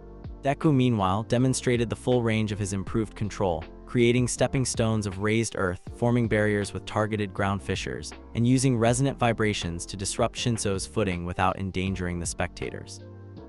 You're just proving my point, Shinso called out, breathing heavily as he avoided another seismic wave. People like you, born with powerful quirks, you think you're better than everyone else. You think you deserve to be heroes just because you won the genetic lottery. The words stung because they echoed Deku's own insecurities. For years, he'd believed he was worthless because he lacked a quirk. Now that he had won, arguably the strongest quirk anyone had ever seen, did that make him special or just lucky? But then he remembered All Might's words, "Your quirk may be powerful, young Midoriya, but your heart is what makes you worthy of training." Power didn't make someone a hero, choice did. Character did, the decision to use whatever abilities you had, quirk or not, to help others. Deku created one final seismic pulse, this one perfectly calibrated to knock Shinso backward toward the boundary line without causing injury. As the general studies student struggled to regain his balance, Deku made a decision that would have seemed impossible months earlier. He spoke. "You're right," he said, his voice carrying clearly across the suddenly silent arena. "Having a powerful quirk doesn't make someone special, but it also doesn't disqualify them from being a hero." Shinso's eyes widened in surprise, his quirk activating automatically. But Deku was ready this time. The moment he felt the mental fog descending, he triggered another internal vibration pulse, breaking free before the control could fully take hold. "I spent most of my life believing I couldn't be a hero because I didn't have a quirk," Deku continued, advancing steadily across the arena. "Now I know that's not what matters. What matters is the choice to help people, whether you have powers or not." He created a final, definitive seismic wave that swept across the entire arena floor. Shinso, caught off guard by Deku's unexpected speech and the comprehensive ground tremor, lost his footing completely and tumbled over the boundary line. "Hitoshi Shinso is out of bounds," Midnight announced. "Izuku Midoriya advances to the next round." The crowd's reaction was deafening, but what mattered most to Deku was the approving nod he caught from All Might in the stands. As medical staff checked on Shinso and officials prepared for the next match, Deku reflected on what had just happened. He'd faced an opponent whose quirk specifically targeted his mental defenses, and he'd won not through raw power but through strategy, adaptability, and ultimately honesty. This is what All Might meant, he realized. It's not about having the strongest quirk, it's about becoming the strongest person. But his moment of reflection was cut short as the next bracket was announced. His semi-final opponent would be someone he'd been both anticipating and dreading since the tournament began. Shoto Todoroki. The dual quirk user who could freeze entire buildings or melt steel with equal ease. The son of the number 2 hero, Endeavor. The student who'd been watching Deku with calculating eyes since the beginning of the sports festival.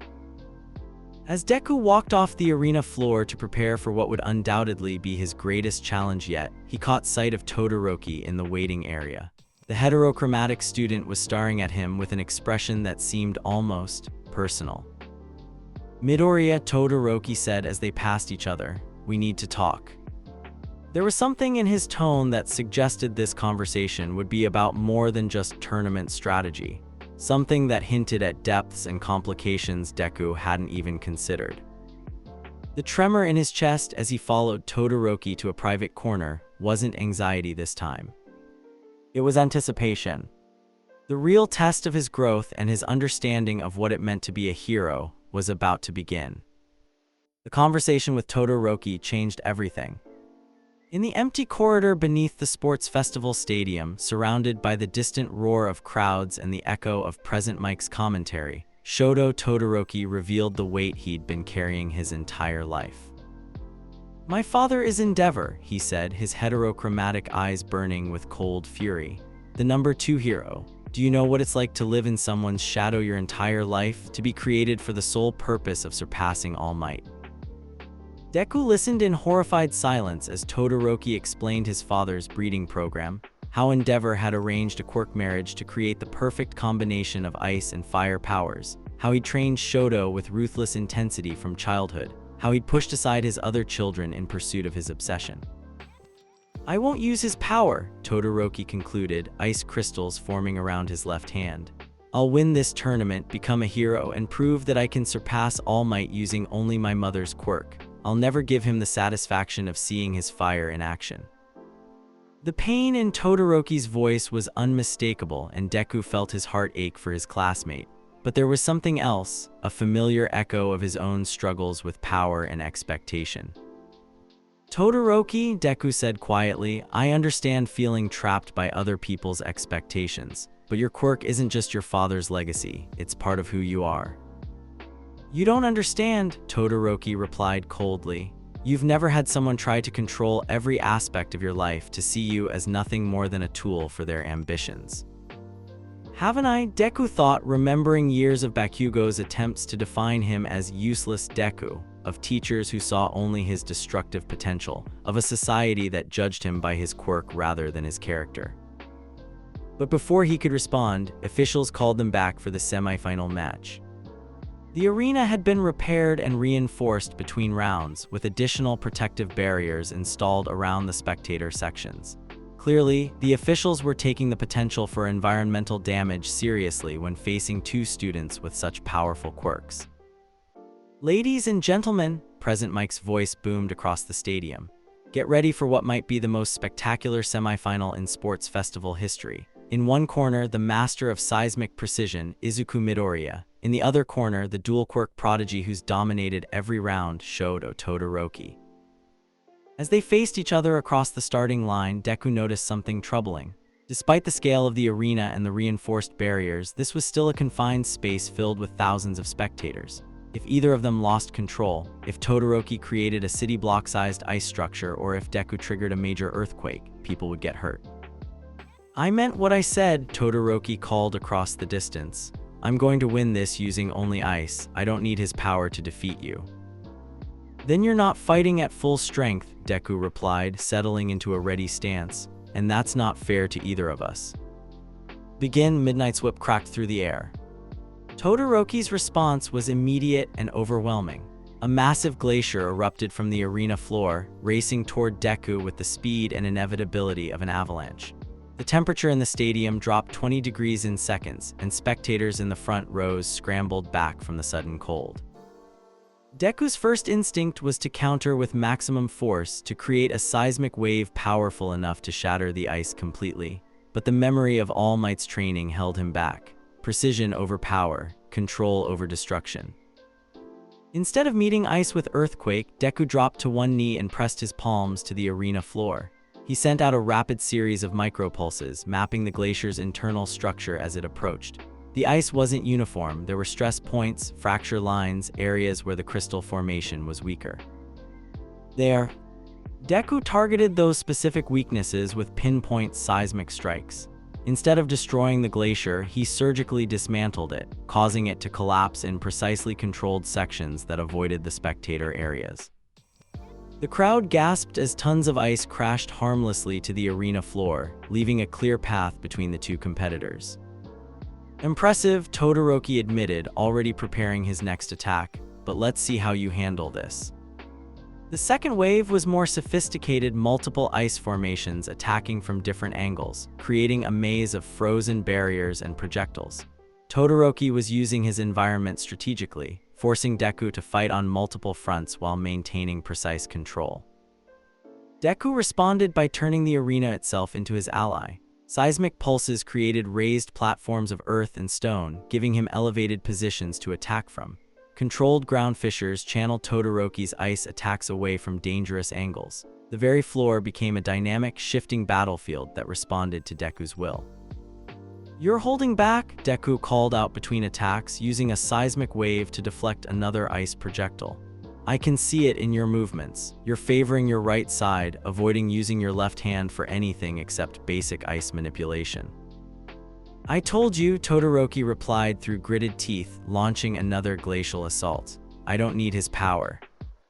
But Deku could see the strain building. Todoroki's massive ice attacks were taking their toll. Frost was forming on the right side of his body as his core temperature dropped dangerously low. His movements were becoming sluggish, his attacks less precise. "He's going to freeze himself into hypothermia," Deku realized with growing alarm. The battle continued for another full minute, ice against earth, cold against controlled vibration. Todoroki's attacks were becoming increasingly desperate, his ice formations larger but less refined. The arena floor was a chaos of frozen spires and seismic craters. Finally, inevitably, Todoroki overextended himself. A massive ice wall, easily the largest structure he'd created yet, erupted from the ground with enough force to shake the entire stadium. But the effort left him gasping, frost covering half his body, his right side trembling from the extreme cold.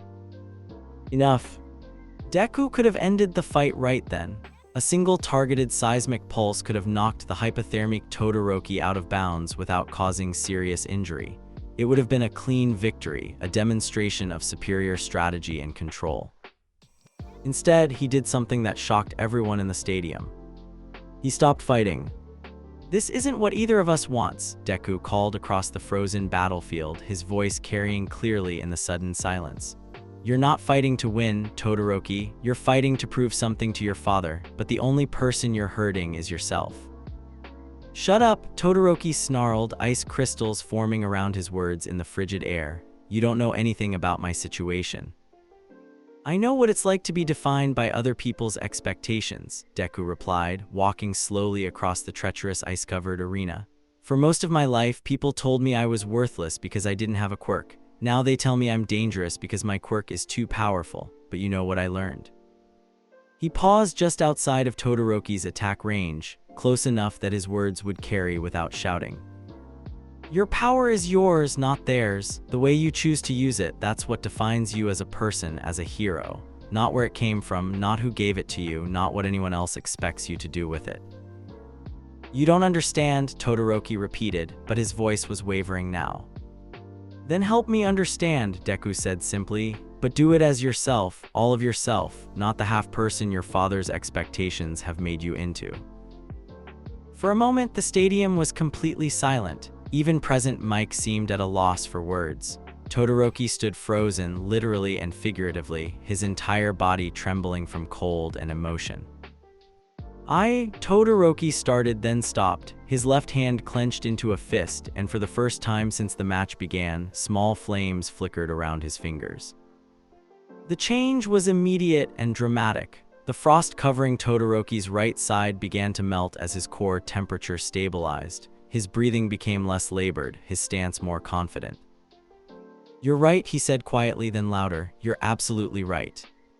The flames on his left side erupted into a controlled inferno, melting the ice around him and sending steam billowing across the arena. For the first time in the entire tournament, Shoto Todoroki was fighting with both halves of his quirk. "Thank you, Midoriya," he said, his voice filled with genuine gratitude. "Now let me show you a real fight." What followed was the most spectacular battle in sports festival history. Todoroki attacked with unprecedented creativity, using ice and fire in perfect harmony. Glacial barriers followed by superheated steam clouds, ice projectiles that melted into scalding water mid-flight, rapidly alternating temperature zones that created their own wind currents and pressure systems. Deku responded in kind, pushing his seismic control to its absolute limits. He created complex geological formations that channeled Todoroki's attacks safely away from the spectators. He used resonant frequencies to turn ice into powder and steam into harmless mist. Most impressively, he began incorporating three-dimensional thinking into his seismic attacks, creating underground tunnel systems and elevated platforms that gave the battle a truly dynamic, ever-changing battlefield.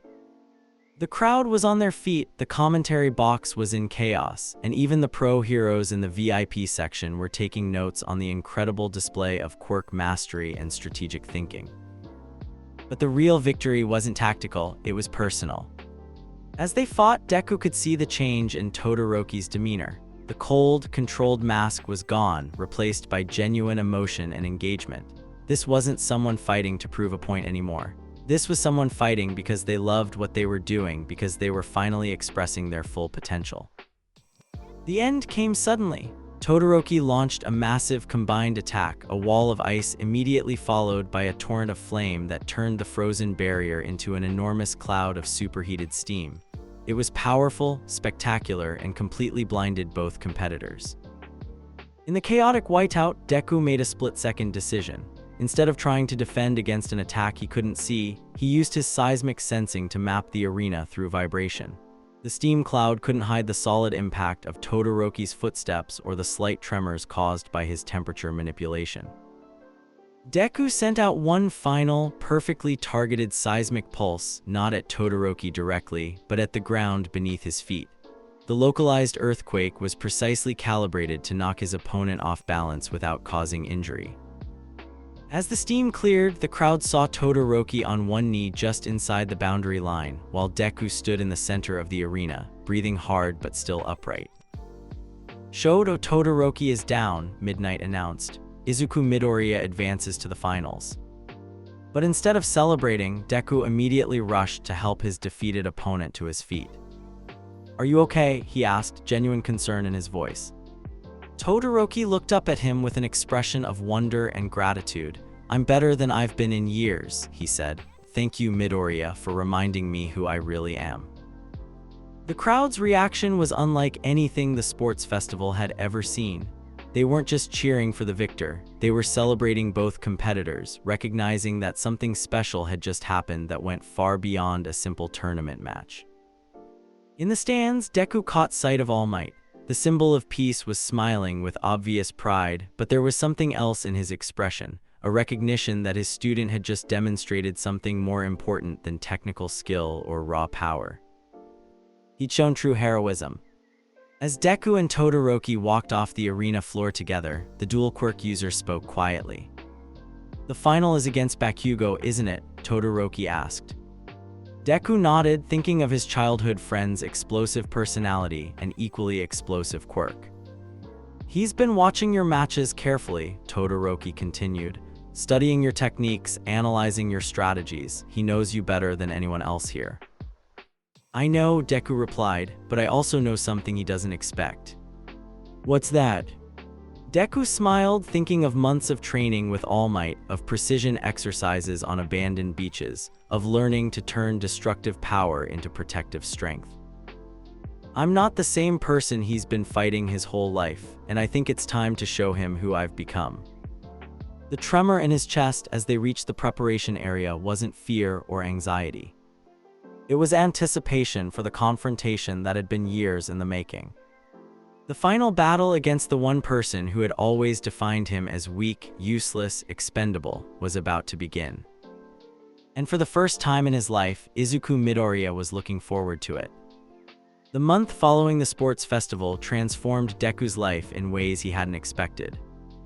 His performance against Todoroki had been broadcast live to millions of viewers, and the footage of their climactic battle had gone viral across social media platforms. Hero agencies from across Japan had sent internship offers, praising his innovative seismic applications and exceptional strategic thinking under pressure.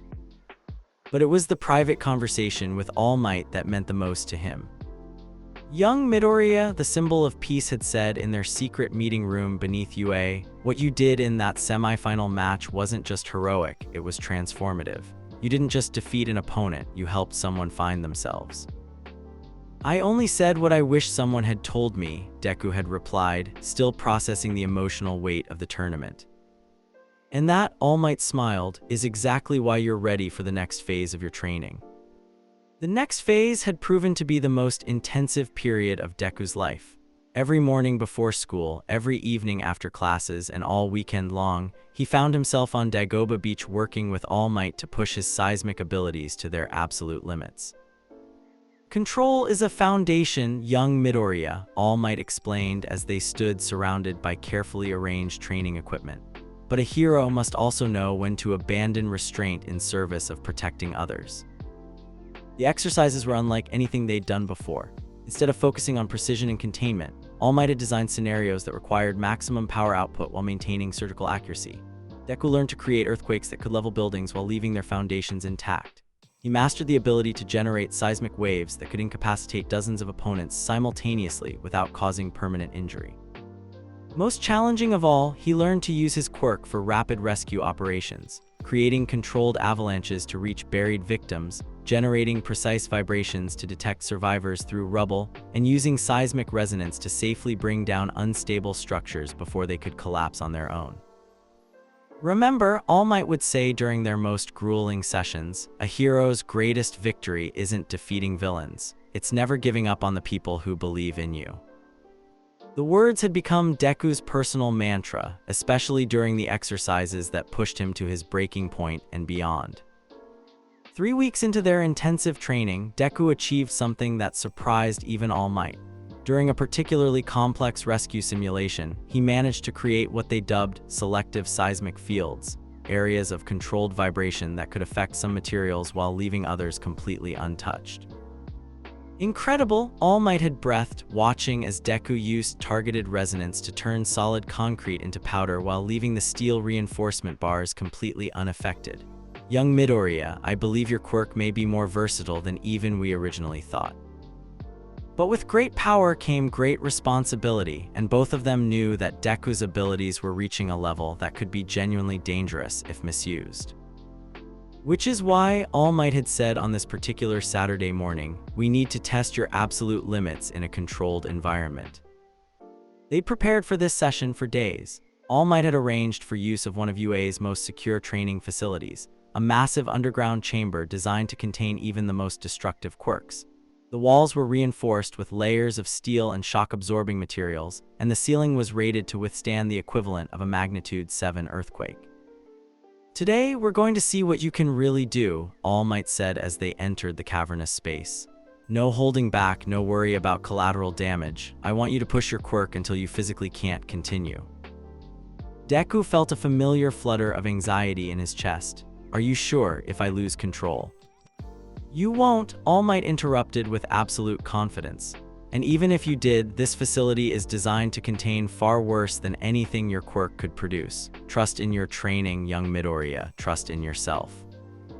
The session began with standard exercises, controlled pulses, targeted vibrations, precision work, but gradually All Might pushed Deku to increase the intensity. More power, don't hold back.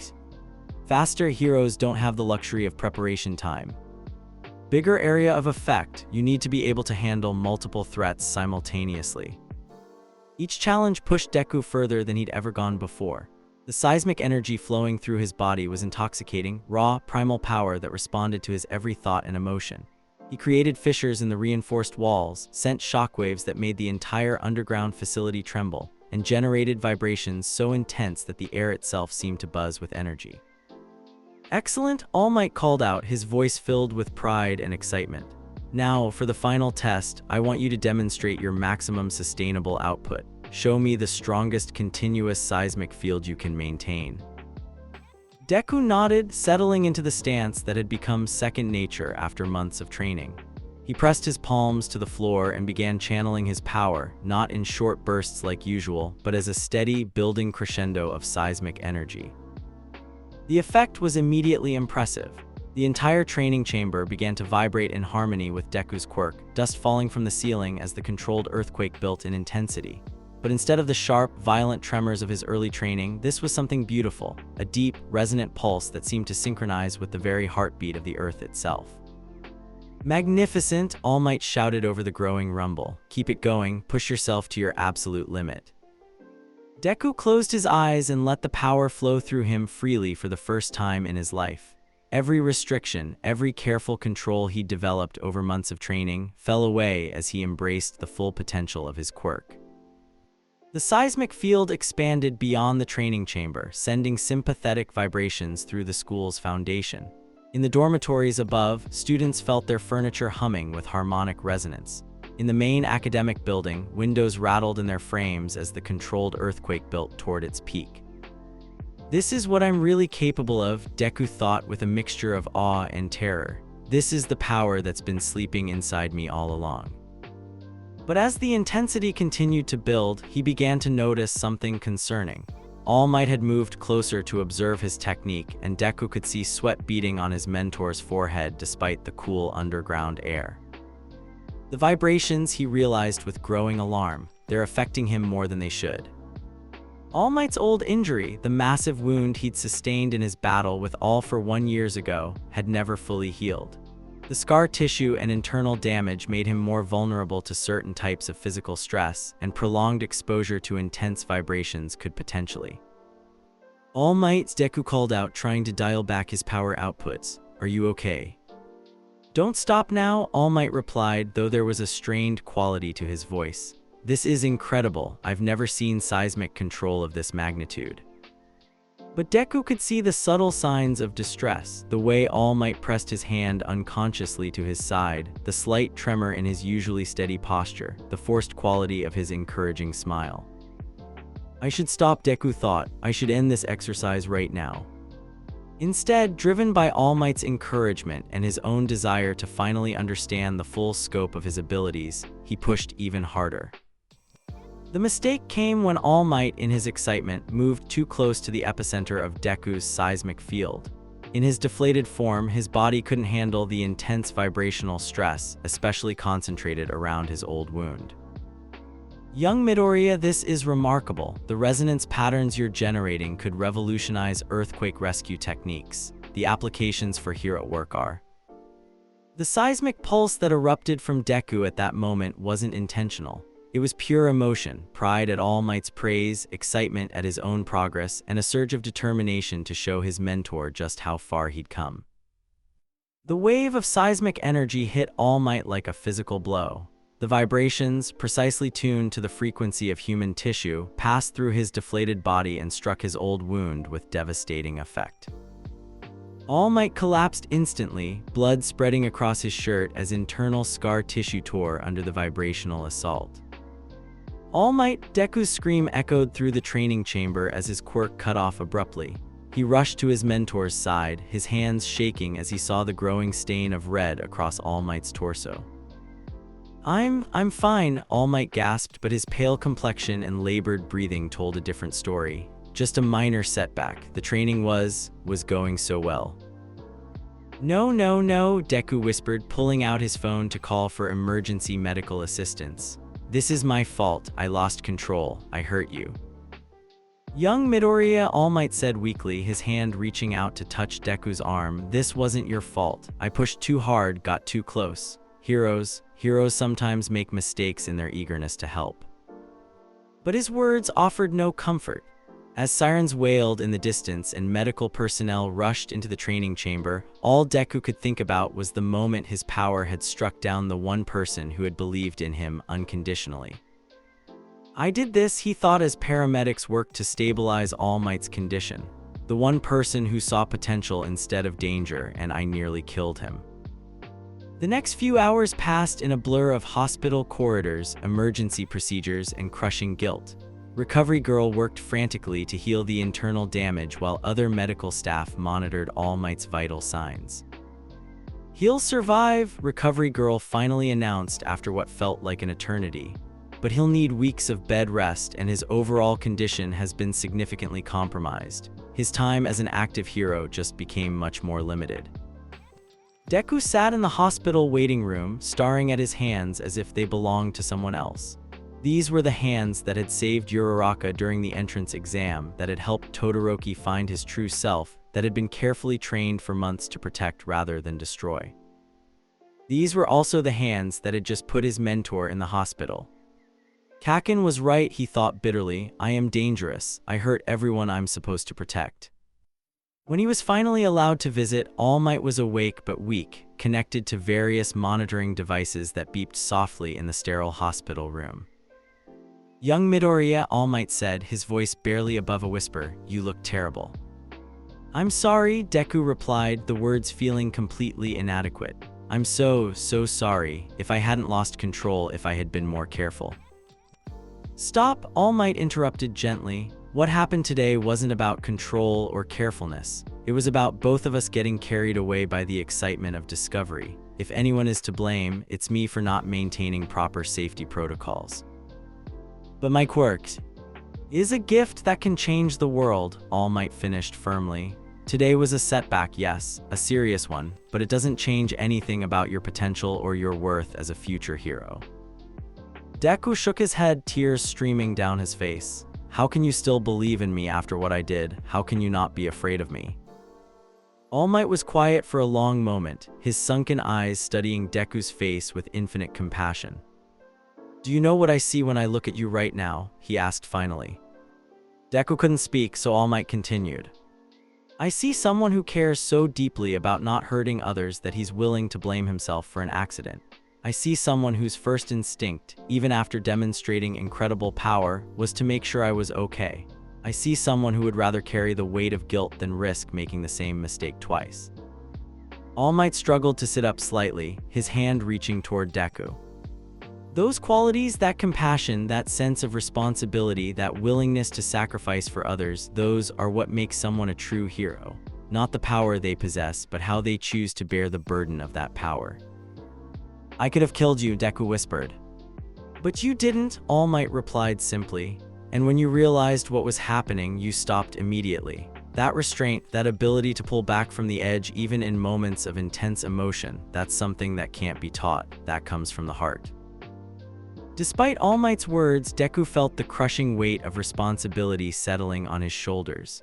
As he left the hospital that night, he made a decision that would have seemed impossible just hours earlier. He was going to train alone until he achieved perfect, unbreakable control over his quirk. He would push himself harder than ever before, using every technique All Might had taught him and developing new ones through trial and error. He wouldn't risk hurting anyone else ever again. Standing outside the hospital in the cool night air, Deku looked up at the stars and made a promise to himself and to All Might.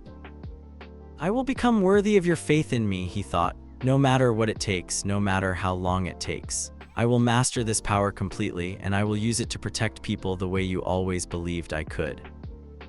The tremor that ran through his body wasn't his quirk responding to emotion. It was determination made manifest. The hardest part of his journey was about to begin. The abandoned warehouse district on the outskirts of Musutafu became Deku's sanctuary and prison. For 3 weeks following All Might's hospitalization, Izuku Midoriya had vanished from his normal life. He attended classes at UA with mechanical precision, answered questions when called upon, and completed assignments with his usual thoroughness. But the moment school ended, he disappeared. His classmates noticed the change immediately. The nervous energy that had always surrounded him was gone, replaced by a hollow, distant quality that made conversations feel stilted and uncomfortable. He sat alone at lunch, walked the halls without making eye contact, and politely declined every invitation to study sessions or social gatherings. Deku's been acting really weird lately, Uraraka confided to Iida during their hero basic training class. He barely talks to anyone anymore. Indeed, Iida replied, adjusting his glasses as he watched their green-haired classmate practicing alone in the corner of the training ground. He seems to be pushing himself much harder than usual, but there's something desperate about it. What they couldn't see was where Deku went after school ended. The warehouse he'd chosen for his solo training sessions was a massive concrete structure that had been abandoned after a villain attack left it structurally unsound. The city had condemned it but never bothered with demolition, making it perfect for someone who needed space to practice with potentially dangerous seismic abilities. Deku had spent his first week here simply making the space habitable. He'd reinforced weak points in the structure, cleared debris, and set up basic lighting powered by a portable generator. More importantly, he'd tested the building's resonance frequencies to ensure his training wouldn't bring it down on top of him. Now, as the sun set over the industrial district, he stood in the center of the empty warehouse floor, surrounded by the equipment he'd salvaged and purchased for his training regimen. Target dummies made from various materials: wood, metal, concrete, composite plastics, each one designed to test different aspects of his seismic control. Delicate glassware arranged on shelves at precise distances to practice selective targeting. Stacks of books, electronics, and other fragile items that would reveal any loss of precision in his vibration control. But the most important piece of equipment was a small tablet displaying a looped video recording of All Might's training sessions. A true hero's strength isn't in their quirk, but in their heart, All Might's recorded voice echoed through the empty warehouse. Control isn't about suppressing power, it's about channeling it with purpose. Deku closed his eyes and assumed the stance that had become second nature. The words washed over him like a mantra as he began his evening routine.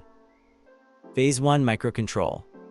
He placed a single pebble on the concrete floor and knelt beside it. The goal was simple: make the pebble vibrate without affecting anything else in a 3-meter radius.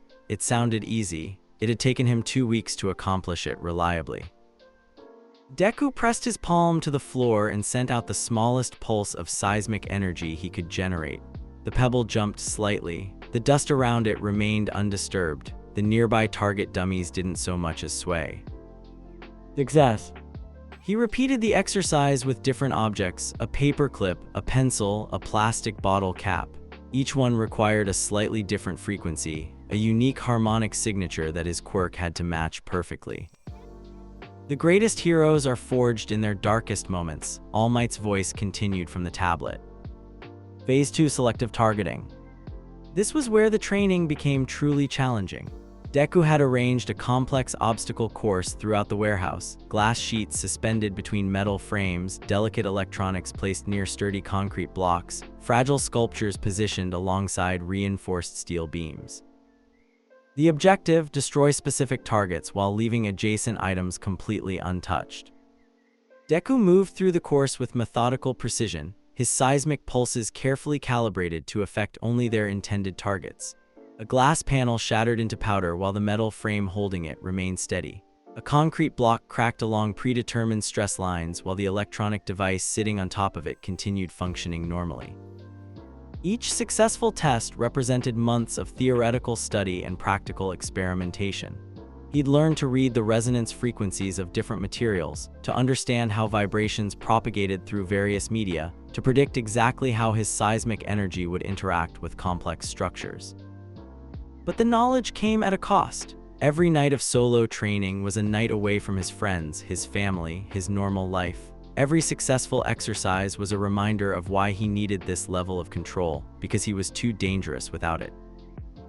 When the world turns against you, that's when your heroic spirit shines brightest. Phase 3: Environmental Mastery. The warehouse's concrete floor bore the scars of 3 weeks' worth of precision earthwork. Deku had carved intricate patterns into the solid surface using targeted seismic pulses, geometric designs that demonstrated his ability to control exactly where and how cracks formed in solid materials. Tonight's exercise was more complex. He'd drawn a detailed map of a theoretical rescue scenario on the floor using chalk: a collapsed building with trapped survivors, unstable debris, and multiple access routes that needed to be cleared without triggering further collapse. Deku studied the diagram, then began the delicate work of creating a solution using only seismic manipulation. Controlled fissures opened precise pathways through the imaginary rubble. Targeted vibrations simulated the removal of specific debris pieces. Resonant frequencies tested the stability of load-bearing elements. It was exhausting work that required absolute concentration, but it was also deeply satisfying. This was what his quirk was truly meant for: not destruction, but precision rescue work that no other hero could accomplish. I would never give up, and neither should you, young Midoriya. Phase 4: Combat Applications. This was the part of his training that Deku approached with the most reluctance. After what had happened to All Might, the thought of using his quirk in combat situations filled him with dread, but he knew that heroes couldn't always choose when and how they'd need to use their abilities. The combat training focused on non-lethal applications: how to incapacitate opponents without causing permanent injury, how to disrupt enemy attacks without destroying the surrounding environment, how to create defensive barriers and tactical advantages using seismic manipulation. Deku worked through various scenarios using his target dummies as stand-ins for villains: a precisely targeted ground pulse that would knock an opponent off balance, a localized tremor that could disrupt aim without affecting nearby civilians, a seismic wave calibrated to interfere with common villain quirks without causing structural damage. Each technique was practiced hundreds of times, refined until it could be executed without conscious thought, perfected until the margin for error was effectively zero. Hardship doesn't break heroes, it forges them into legends. By the time Deku finished his nightly training routine, it was well past midnight. His muscles ached from hours of precise control work, his hands were raw from repeated contact with rough concrete, and his mind was exhausted from the constant focus required for his exercises. But as he packed up his equipment and prepared to head home, he felt something that had been absent since the accident: a sense of progress. 3 weeks ago, he'd been a danger to everyone around him, including the people he cared about most. Tonight, he'd completed every exercise without a single error, had pushed his precision to levels that would have seemed impossible just months earlier. I'm getting stronger, he thought as he walked through the empty streets toward home, not just in power but in control, in understanding. The media had taken notice of his absence from the public eye. Where is the earthquake hero? One headline had asked. Midoriya missing from hero scene, another had speculated. Some outlets wondered if he'd been injured or suspended. Others suggested he was training in secret for some major challenge. They weren't entirely wrong. But the most painful part wasn't the media speculation or the public curiosity. It was the worry in his mother's eyes when he came home each night, exhausted and covered in concrete dust. It was the concerned messages from classmates that he couldn't bring himself to answer properly. It was the way Uraraka looked at him during class, hurt and confused by his sudden distance. Most of all, it was the empty space where All Might's guidance used to be. A hero's greatest victory isn't defeating villains, it's never giving up on the people who believe in you. The recorded voice followed him home through the quiet streets, a constant reminder of the faith that had been placed in him and the responsibility he carried to live up to it. 2 days later, during lunch period at UA, the fragile routine Deku had built around his isolation was shattered by an unexpected visitor. Young Midoriya. Deku looked up from his solitary lunch to find All Might standing beside his table, still pale and moving carefully but unmistakably present. The cafeteria fell silent as the symbol of peace's appearance drew every eye in the room. All Might, Deku breathed, standing so quickly that his chair scraped loudly against the floor. You're supposed to be in the hospital, the doctor said. The doctor said I needed rest, not imprisonment, All Might interrupted with a weak but genuine smile. And I decided that checking on my students was more important than following medical advice to the letter. Sir, you shouldn't be here, Deku said, his voice filled with concern and guilt. If something happens, if you overexert yourself. Walk with me, All Might said simply, turning toward the cafeteria exit. They walked in silence through UA's corridors until they reached the same empty classroom where they'd held so many training discussions. All Might settled carefully into a chair, his movements still showing the effects of his recent injury. You've been avoiding me, he said without preamble. I've been training, Deku replied, not quite able to meet his mentor's eyes. Alone. It's safer that way. All Might was quiet for a long moment, studying Deku's face with the same analytical intensity he'd once used to evaluate villain threats. Tell me about your progress, he said finally. Despite himself, Deku felt a spark of pride at the question. I can control seismic pulses with precision down to individual objects now. I've developed 17 different non-lethal combat applications. I can read structural integrity through vibration analysis and execute complex rescue scenarios without collateral damage. Impressive, All Might said, and the approval in his voice was genuine. And how do you feel about this progress? The question caught Deku off guard. How do I feel? When you complete a perfect training exercise, when you demonstrate a new level of control, when you accomplish something that would have been impossible months ago, what emotion do you experience? Deku considered the question seriously. Relief, I suppose, relief that I'm getting better at not hurting people. Not pride, not satisfaction, not joy in your growing abilities. How can I feel joy about something that put you in the hospital? Deku asked, his voice barely above a whisper. All Might leaned forward in his chair, his expression becoming more serious. Young Midoriya, do you know what I felt when I heard about your solo training regimen? Deku shook his head. Pride, All Might said simply. Immense pride that someone so young was taking such complete responsibility for his abilities. Concern that you were carrying too much weight alone. And sadness that you felt you couldn't share your burdens with the people who care about you. I can't risk hurting anyone else, Deku said firmly. And you believe that isolation is the answer. It's the only answer that guarantees safety. All Might was quiet for another long moment. When he spoke again, his voice carried a weight that Deku had rarely heard. Do you know what I did after my first major mistake as a hero? He asked. Deku looked up, surprised by the question. I was about your age, maybe a year older. I was fighting a villain with a quirk that could manipulate building materials, turning concrete into quicksand, making steel beams bend like rubber. I thought I had everything under control. All Might's eyes grew distant as he recalled the memory. A building collapsed not because I wasn't strong enough to stop it, but because I miscalculated the structural damage from my own attacks. 17 people were injured. A child spent 3 months in the hospital. Deku felt his breath catch. He'd never heard this story, had never read about it in any of the hero histories he'd studied. "What did you do?" he asked quietly. "What you're doing now," All Might replied. "I isolated myself. I trained alone. I convinced myself that I was too dangerous to work with others, that the only way to prevent future mistakes was to carry the entire burden of heroism by myself. But that worked, didn't it? You became the symbol of peace." All Might smiled sadly. "I became strong, yes, but I also became lonely, cut off from the very connections that give heroism its meaning. It took me years to understand that heroes aren't meant to carry their burdens alone."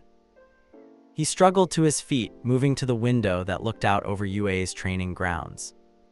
"Your classmates are worried about you," he said. "Young Uraraka asked me yesterday if you were angry with her. Young Ida wondered if he'd said something to offend you. Even young Bakugo, and this surprised me, asked if you were okay during our last training session." The guilt in Deku's chest felt like a physical weight. "I didn't mean to hurt them, I can't be around people right now, not until I know I have complete control." "And when will that be?" All Might asked, turning back to face him. "When you can make a grain of sand vibrate without disturbing the air around it. When you can predict every possible interaction your quirk might have with the environment. When you can guarantee with absolute certainty that no accident will ever happen again." Deku didn't answer because they both knew the truth. That level of certainty was impossible. "Young Midoriya," All Might said gently, "perfection isn't the standard heroes are held to. Responsibility is, compassion is, the willingness to keep trying, to keep growing, to keep fighting for others even when we're afraid of making mistakes." "But what if I hurt someone again?" Deku asked, his voice breaking slightly. "Then you'll deal with the consequences, learn from the experience, and keep moving forward," All Might replied, "just like every hero before you has had to do." He returned to his chair, settling down with visible effort. "I'm not asking you to stop your solo training," he said. "Your progress has been remarkable and the control you've developed is genuinely impressive. But I am asking you to remember that heroism isn't a solitary pursuit. The people who care about you, your friends, your family, your mentors, were not obstacles to overcome. We're the reason heroism matters in the first place." As if summoned by his words, there was a soft knock on the classroom door. Uraraka's voice called out hesitantly. "All Might, Deku, I saw you both come in here and I was wondering, is everything okay?" Deku looked at his mentor, then at the door where one of his closest friends waited with obvious concern in her voice. "The choice is yours, young Midoriya," All Might said quietly. "But remember, a hero's greatest victory isn't defeating villains, it's never giving up on the people who believe in you."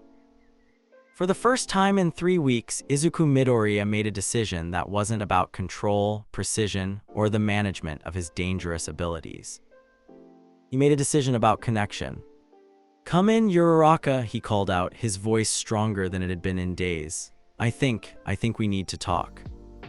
As the door opened and his friend's worried face appeared in the doorway, Deku felt something that had been absent since the accident in the training facility.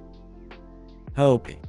Not hope for perfect control or absolute safety, but hope for something more important. The possibility that he could be both powerful and human, both capable and connected, both a hero and a friend. The tremor in his chest as Uraraka entered the room wasn't his quirk responding to emotion. It was his heart remembering what it felt like to not be alone. The conversation with Uraraka changed everything, but not in the way Deku had expected.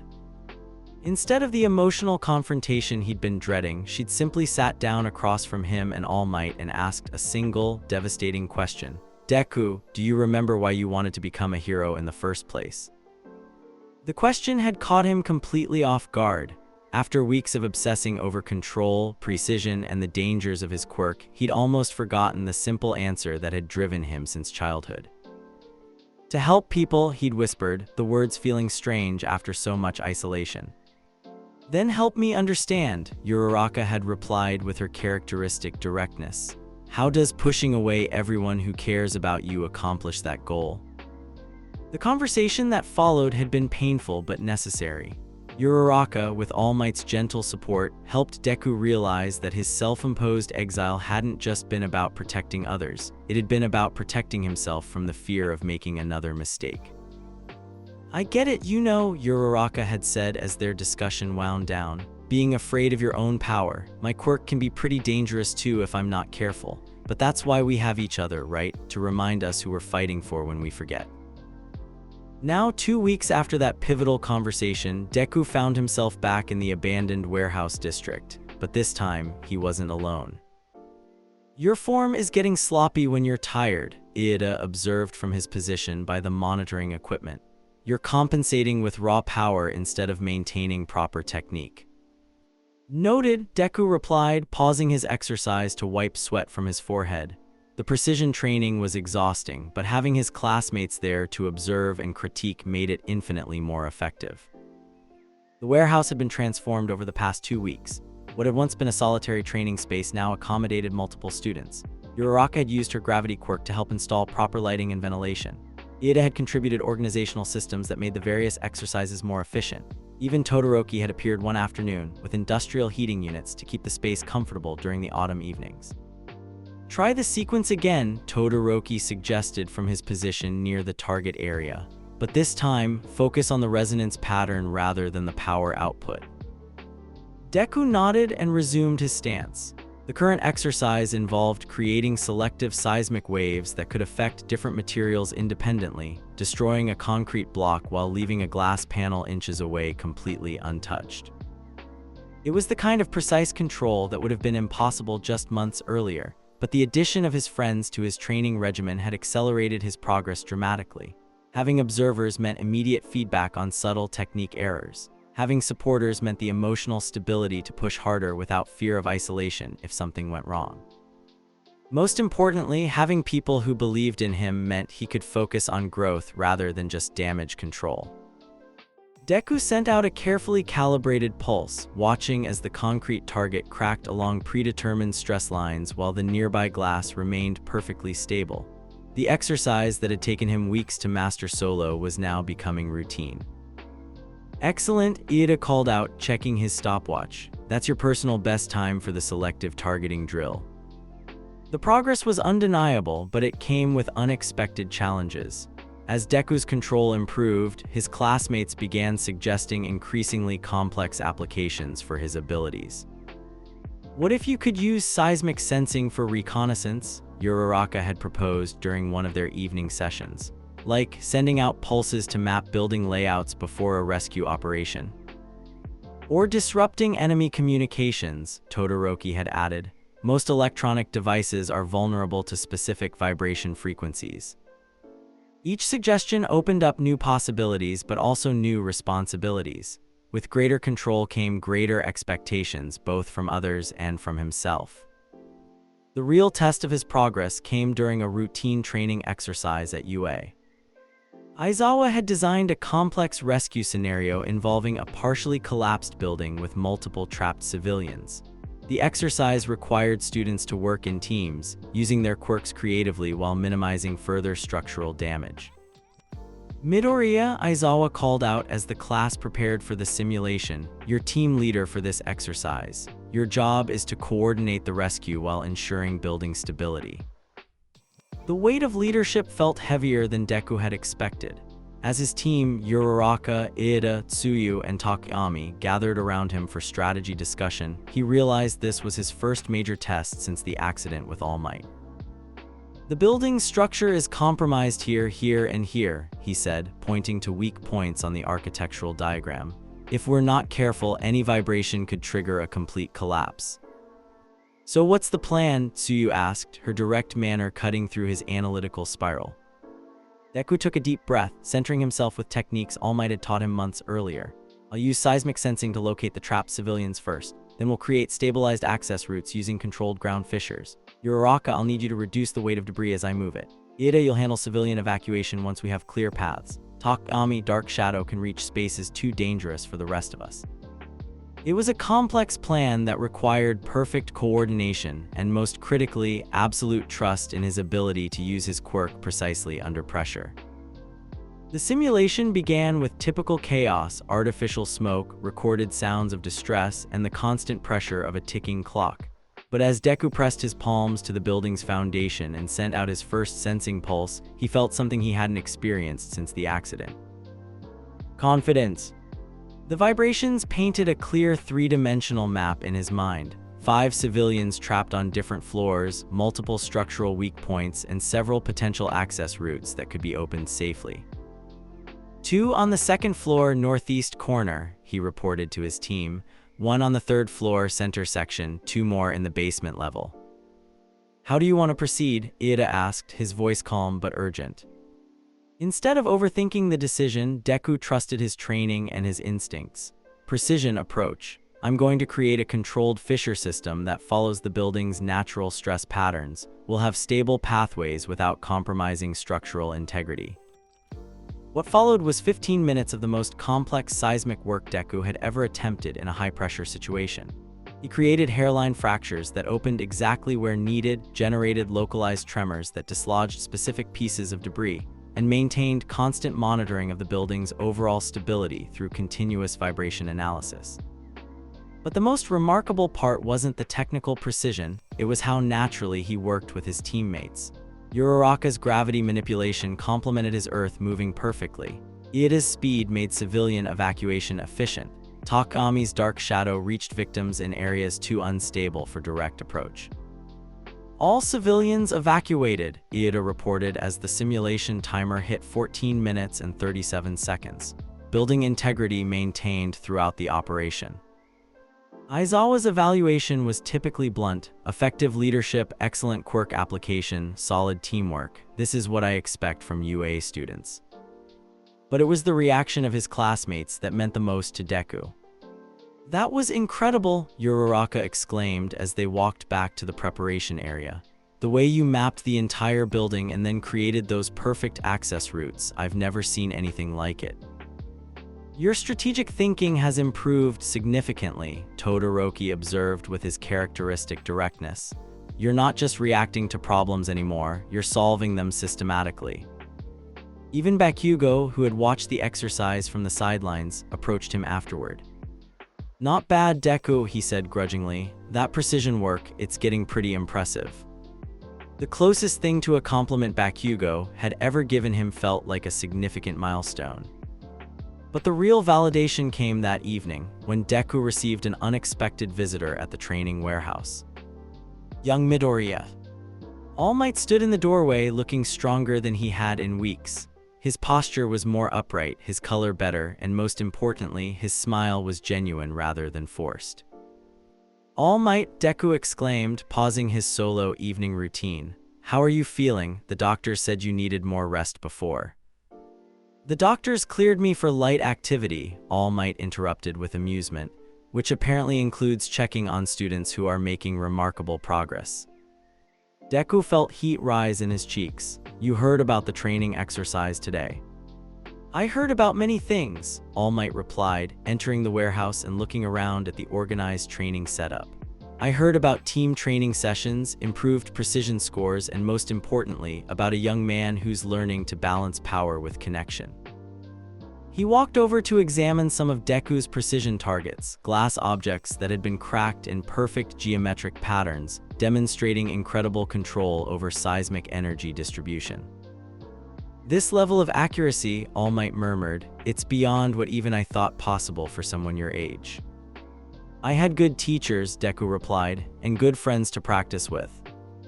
Ah yes, I've heard about your study group, All Might said with a knowing smile. Young Uraraka mentioned they've been helping with your training. How has that changed your approach? The question made Deku pause and really consider his growth over the past few weeks. It's made me realize that control isn't just about technical precision, he said slowly. It's about understanding why you need that control in the first place. When I was training alone, I was focused on not making mistakes. Now, with my friends helping, I'm focused on making sure I can protect them when it matters. All Might's smile widened, and how does that feel different? It feels purposeful, Deku admitted, like the power has meaning beyond just being contained. Excellent, All Might said, settling onto a crate that had been repurposed as seating. Now, I have some news that I think you'll find interesting. Deku looked up expectantly. There's been increased villain activity in the city recently, All Might continued, his tone becoming more serious. Nothing too dangerous yet, but enough that pro-heroes are requesting additional support for patrol duties. You're going back to active duty? Deku asked with concern. Not exactly, All Might replied, but I may be involved in training exercises with advanced students who are ready for real-world experience. The implication hit Deku like a seismic pulse. You mean? I mean that your progress has been so remarkable that several pro-heroes have specifically requested to observe your abilities in action, All Might said. If you're interested, there may be opportunities for supervised patrol work in the near future. The prospect was both thrilling and terrifying, real hero work with real stakes and real consequences. Do you think I'm ready? Deku asked honestly. All Might studied him for a long moment, his expression thoughtful. 3 months ago, I would have said you had incredible potential but needed more time to develop control, he said finally. 2 months ago, after the sports festival, I would have said you were making excellent progress but still needed supervision. He paused, his eyes taking in the evidence of Deku's growth scattered around the warehouse. Today, watching you lead that rescue simulation with perfect precision while maintaining complete trust in your teammates. Today, I think you're ready to take the next step toward becoming the hero you were meant to be. The words hit Deku harder than any seismic pulse he'd ever generated. After months of fear, isolation, and grinding self-improvement, to hear All Might say he was ready for real hero work felt like validation of everything he'd been working toward. There's something else, All Might added, his tone becoming more serious. The villain activity I mentioned, some of it involves individuals with powers that specifically target infrastructure and building stability, the kind of threats where your particular skill set would be invaluable. Deku felt a familiar tremor in his chest, but for the first time in weeks, it wasn't anxiety or fear. It was anticipation. When do we start? He asked. All Might's smile was proud and bright as the sun. Soon, young Midoriya, very soon. As they talked through the logistics of potential patrol assignments and advanced training scenarios, Deku reflected on how much had changed since that night in the hospital when he'd thought his dream of becoming a hero was over. He'd learned that true strength wasn't about having the most powerful quirk or achieving perfect control. It was about understanding your responsibilities, accepting help from people who cared about you, and never giving up on the belief that you could make a difference. The warehouse around them bore evidence of that growth, precision targets that demonstrated technical mastery, training equipment that showed dedication to improvement, and most importantly, extra chairs and supplies that proved he was no longer facing his challenges alone. When his friends arrived for their evening training session, they found Deku and All Might deep in discussion about advanced seismic techniques and their applications for urban rescue work. Are we interrupting something important? Uraraka asked as the group gathered around them. Just the opposite, All Might replied, standing to address all of them. You're arriving at exactly the right time to hear some very exciting news about your friend's future as a hero. As All Might explained the upcoming opportunities and the recognition Deku's progress had earned from the professional hero community, the warehouse filled with excited chatter and congratulations. But what meant the most to Deku wasn't the prospect of real hero work or the validation from pro-heroes. It was the fact that he was surrounded by people who had believed in him even when he couldn't believe in himself, who had helped him grow not just as a hero but as a person, and who would continue to stand by him as he faced whatever challenges lay ahead. The tremor running through his body as his friends celebrated around him wasn't his quirk responding to emotion. It was pure joy, unfiltered and unafraid. For the first time since his quirk had manifested, Izuku Midoriya felt like the hero he'd always dreamed of becoming was finally within reach. The first sign that something was wrong came during what should have been a routine patrol.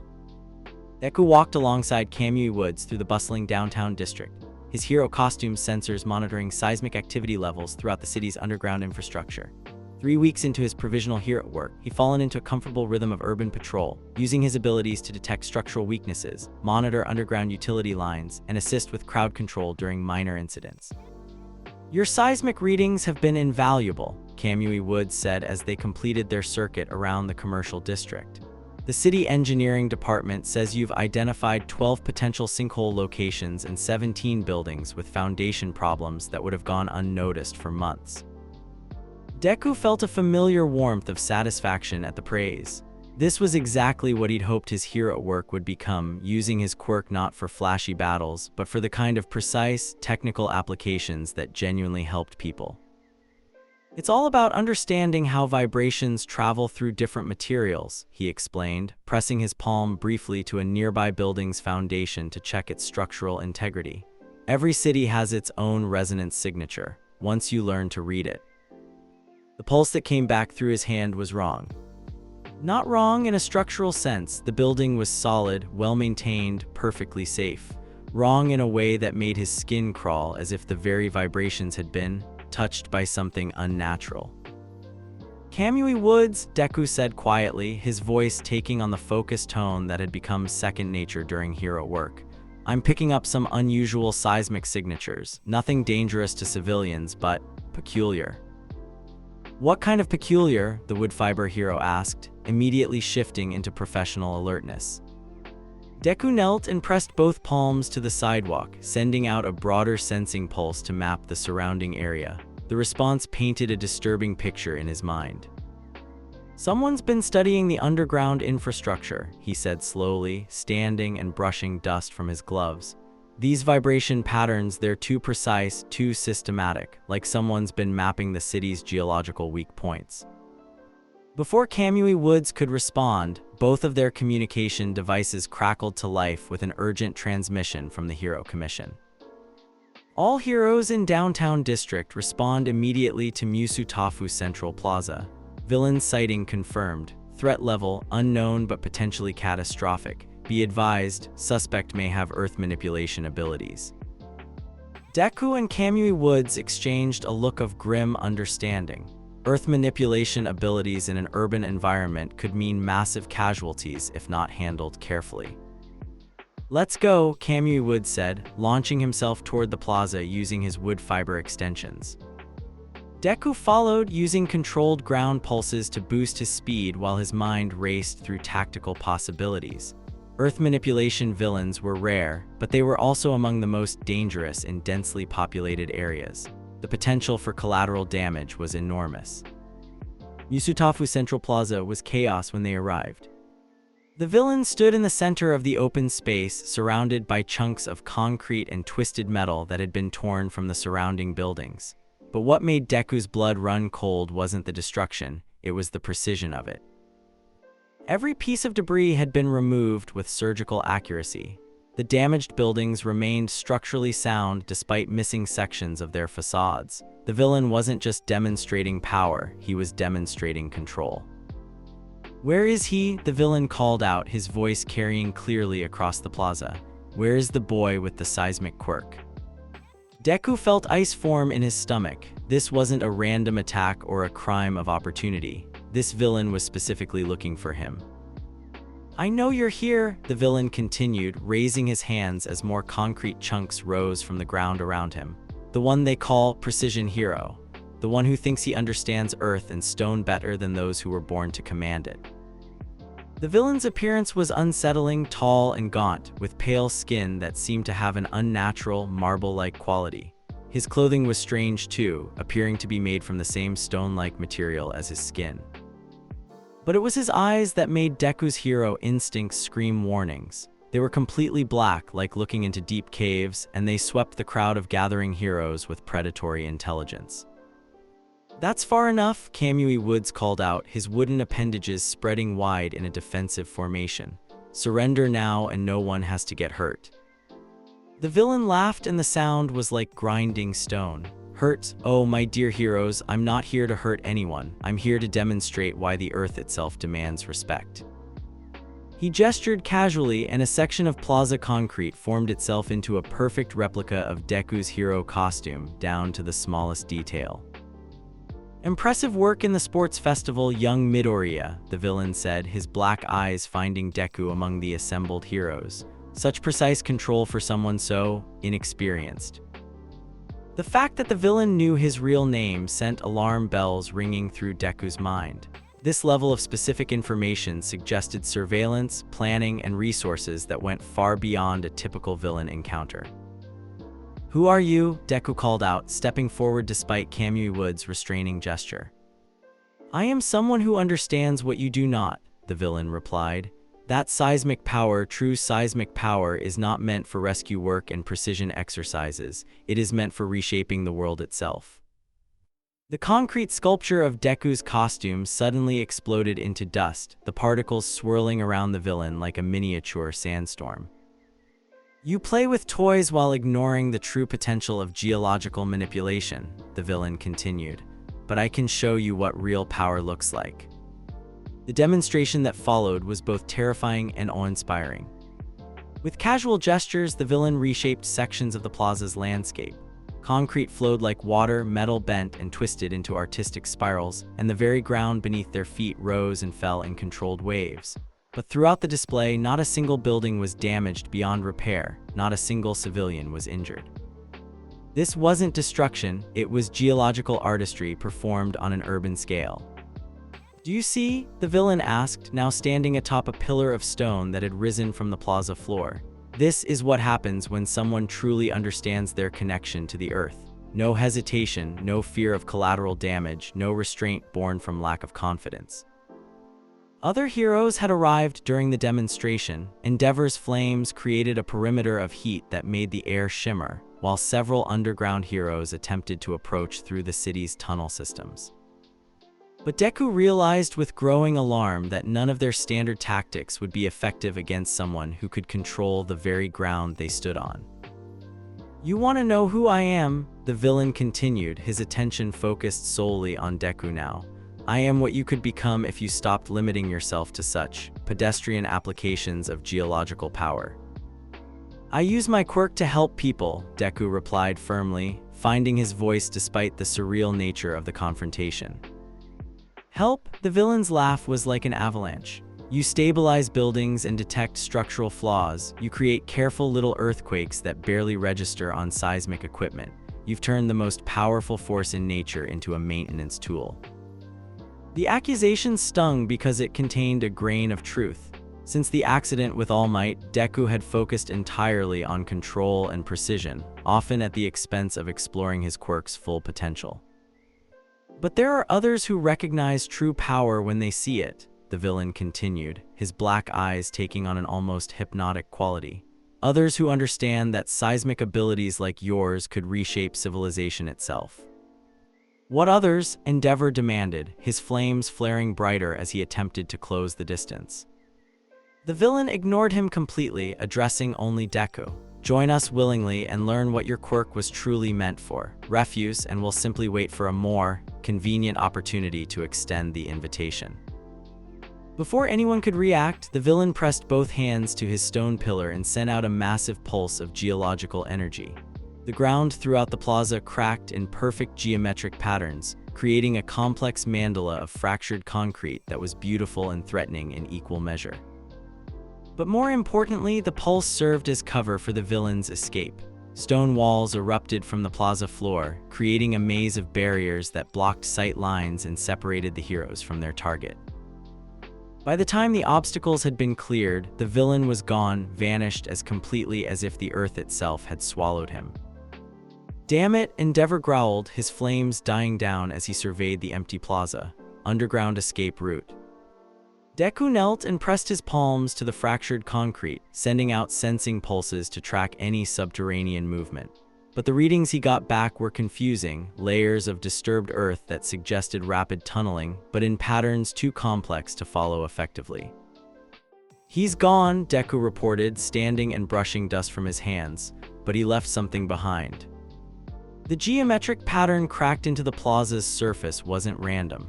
As Deku studied it from different angles, he realized it was a message, coordinates, maybe, or a map of some kind. "What do you think it means?" Kamui Woods asked, joining him in examining the stone mandala. "I think it means this was never about causing destruction," Deku replied grimly. "This was about demonstrating capabilities and sending a message." The debrief at UA later that evening was tense and thorough. The villain displayed geological manipulation abilities that rival or exceed your own in some areas, All Might said as he reviewed footage from the plaza encounter. But more concerning is his apparent knowledge of your personal information and training history.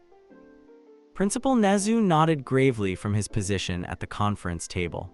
The level of surveillance required to gather such detailed intelligence suggests a larger organization with significant resources.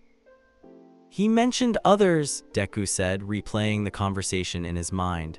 People who recognize true power and want to recruit me. This wasn't just a random encounter. No, Aizawa agreed, his expression characteristically serious. This was a targeted recruitment attempt, and the fact that he left peacefully when you refused suggests they're planning a more aggressive approach for next time. The implications were unsettling. Deku had spent months learning to control his quirk for the protection of others, only to discover that his abilities had attracted the attention of people who wanted to use them for less benevolent purposes. What's our next move? Deku asked. Increased security, obviously, Nezu replied, and accelerated training. If there's truly an organization interested in your abilities, we need to ensure you're prepared for whatever approach they might take. All Might leaned forward, his expression more serious than Deku had seen since the hospital incident. Young Midoriya, I need you to understand something. The villain you encountered today, his geological abilities, his knowledge, his confidence, these suggest connections to threats that go beyond typical criminal activity. What do you mean? All Might exchanged a look with the other faculty members before continuing. There are individuals and organizations that collect powerful quirks for their own purposes, some through recruitment, others through less voluntary means. The chill that ran down Deku's spine had nothing to do with seismic energy. You think they want to steal my quirk? I think they want to control it, All Might replied, whether through you or through someone else who possesses it. The meeting continued for another hour, covering security protocols, emergency procedures, and contingency plans. But as Deku walked back to the dormitories afterward, his mind was focused on a single, terrifying possibility. If there were people who could steal or transfer quirks, then his abilities, the power he'd worked so hard to control and understand, might not be his to keep. The thought was so disturbing that he almost missed the envelope that had been slipped under his dormitory room door. Inside was a single photograph, the plaza where today's encounter had taken place, but taken from an impossible angle directly overhead, as if shot from hundreds of feet in the air. Written on the back in precise handwriting was a simple message. Precision is admirable, but it's time to think bigger. We'll be in touch soon. A friend. Deku sat on his bed, staring at the photograph and message, feeling the weight of everything that had changed in a single day. This morning, he'd been a student here learning to use his abilities responsibly. Tonight, he was apparently the target of an organization with unknown capabilities and unclear motives. But as he considered the implications, Deku realized something that surprised him. Instead of the paralyzing fear he might have felt months earlier, what he experienced was determination. Let them come, he thought, carefully filing the photograph in his desk drawer.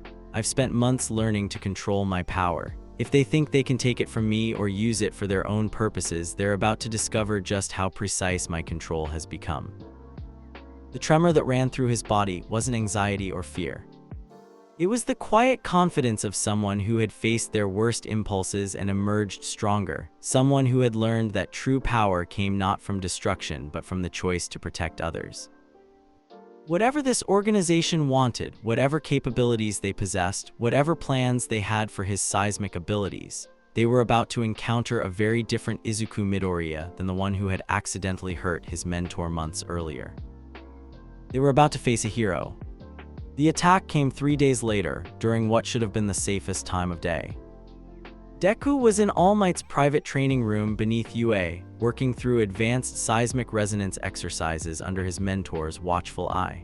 The session had become routine over the past week, careful practice designed to push his abilities while maintaining absolute safety protocols.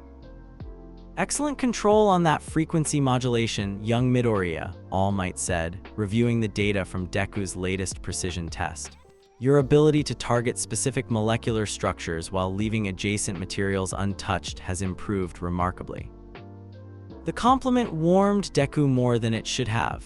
Despite everything they'd been through together, the accident, the recovery, the gradual rebuilding of trust, All Might's approval still meant everything to him.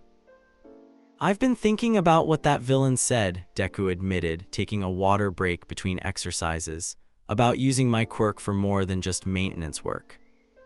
All Might's expression grew thoughtful. "And what conclusions have you reached?" "That he was partially right," Deku said carefully. "I have been limiting myself, but not because I'm afraid of power, because I understand responsibility." "Explain." Deku gestured toward the complex array of monitoring equipment that surrounded their training area. "Every exercise we do here is measured, calibrated, contained, not because my quirk is weak, but because it's so strong that even small mistakes can have massive consequences." All Might nodded approvingly. That understanding, that awareness of consequence is what separates heroes from villains, young Midoriya. Power without responsibility is just destruction waiting for an excuse. The philosophical discussion was interrupted by an urgent alert from the school's emergency communication system. "All available heroes to the main campus immediately," Principal Nezu's voice crackled through the speakers, his usually calm tone edged with genuine alarm. "We have a code black situation, multiple villains on campus. Students are in danger."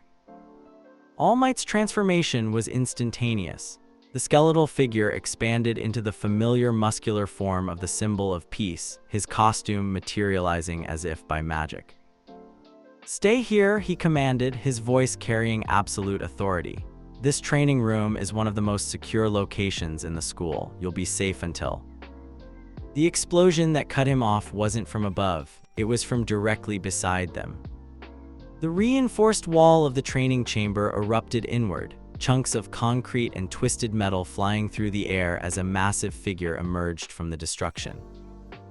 "All Might," the intruder said in a voice like grinding stone, "how kind of you to gather in such a convenient location."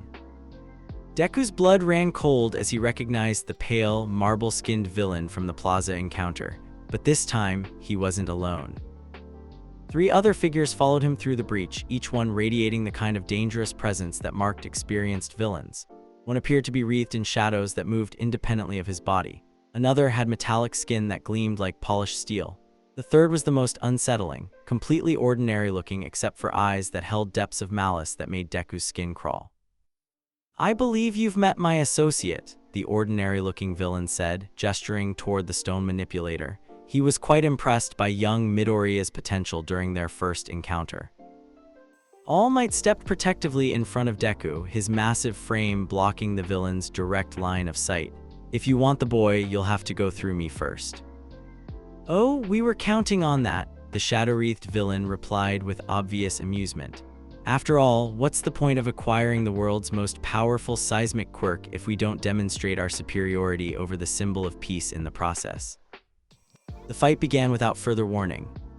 All Might's opening strike was devastating, a punch that should have sent all 4 villains flying through the opposite wall. But the metallic-skinned villain absorbed the impact with barely a tremor, his body ringing like a struck bell as he dispersed the kinetic energy. "Impressive but predictable," the metal villain said, his voice carrying an odd harmonic resonance. "Did you really think we'd come here unprepared?" What followed was the most brutal combat Deku had ever witnessed. All Might fought with everything he had, his punches creating shockwaves that rattled the entire underground complex. But the villains had clearly studied his techniques, preparing counters for his most devastating attacks. The shadow villain moved like liquid darkness, flowing around All Might's strikes and attacking from impossible angles. The stone manipulator reshaped the training room itself into a weapon, creating spikes and barriers that forced All Might to fight defensively. The metallic opponent served as an immovable anchor, absorbing impacts that should have ended the fight instantly. But it was the ordinary-looking villain who posed the greatest threat. He never engaged directly, instead positioning himself to observe and direct the other's attacks with surgical precision. "You're slower than the reports indicated," he commented casually as All Might narrowly avoided a spear of sharpened stone. "Age and injury taking their toll, I suppose." Deku watched in growing horror as his mentor was systematically overwhelmed. This wasn't the kind of dramatic villain encounter he'd seen in news footage. This was a calculated dismantling of the symbol of peace by opponents who had prepared for this exact confrontation. I have to help, he thought, stepping forward despite All Might's earlier command. Stay back, All Might shouted, deflecting another shadow strike while simultaneously avoiding a concrete projectile. This is beyond your current capabilities. But Deku could see what All Might couldn't. The villains weren't just trying to defeat him. They were studying his techniques, analyzing his movements, learning his patterns with each exchange. This isn't a fight, he realized with cold clarity. This is data collection.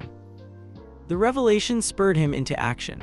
Instead of joining the direct combat, Deku pressed his palms to the training room floor and sent out a broad sensing pulse, mapping the positions and movements of all 5 fighters. The information that came back was deeply disturbing.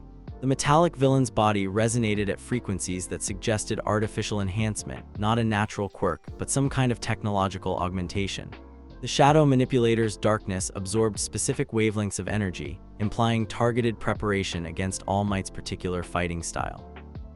Most concerning of all, the stone villain's geological manipulation was far more sophisticated than what he'd displayed at the plaza. The precision with which he reshaped the training room's structure suggested either massive improvement in just 3 days or deliberate holding back during their first encounter. They've been planning this for months, Deku realized, maybe longer. The tide of battle shifted when All Might, in a moment of desperate brilliance, managed to separate the villains by bringing down a section of the ceiling. For a brief instant, he had clear line of sight to the ordinary-looking leader. Texas Smash, he roared, putting everything he had into a single devastating punch. The attack never connected. At the last possible moment, the stone villain's hand shot out, not to block the punch but to touch All Might's extended arm. The contact lasted less than a second, but its effects were immediate and catastrophic. All Might's transformation began to fail mid-attack. His muscular form deflated rapidly as steam poured from his body, leaving him in his vulnerable skeletal state just as his most powerful strike should have landed. Fascinating, the leader said, easily stepping aside as All Might collapsed to one knee. So the rumors about your condition were accurate. Limited time in your enhanced form and forced reversion under sufficient physical stress. Deku's heart stopped as he realized what had just happened. The stone villain's brief touch hadn't been an attack, it had been some kind of quirk-based interference that triggered All Might's transformation failure at the worst possible moment. They know about his injury, he thought with growing horror. They know about his time limit. They know everything. Now then, the leader continued, turning his attention to where Deku stood frozen near the room's monitoring equipment. Shall we discuss the real reason for our visit? All Might struggled to his feet, blood trickling from the corner of his mouth. The boy is under my protection, he gasped, trying to maintain his heroic posture despite his weakened state. Your protection? The shadow villain laughed, darkness coiling around him like smoke. Look around, symbol of peace, you can barely protect yourself. But despite his physical condition, All Might's presence still commanded respect. Even weakened, even outnumbered, he positioned himself between Deku and the villains with unwavering determination. Young Midoriya, he said quietly, his voice carrying despite the strain, remember what I taught you about precision over power, about choosing your moments carefully. The words were clearly meant as tactical advice, but Deku heard the deeper message. Don't act rashly. Wait for the right opportunity.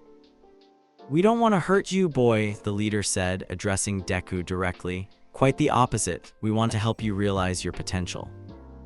By threatening my teacher, Deku replied, finding his voice despite the surreal nature of the situation. By demonstrating the limitations of his philosophy, the stone villain interjected.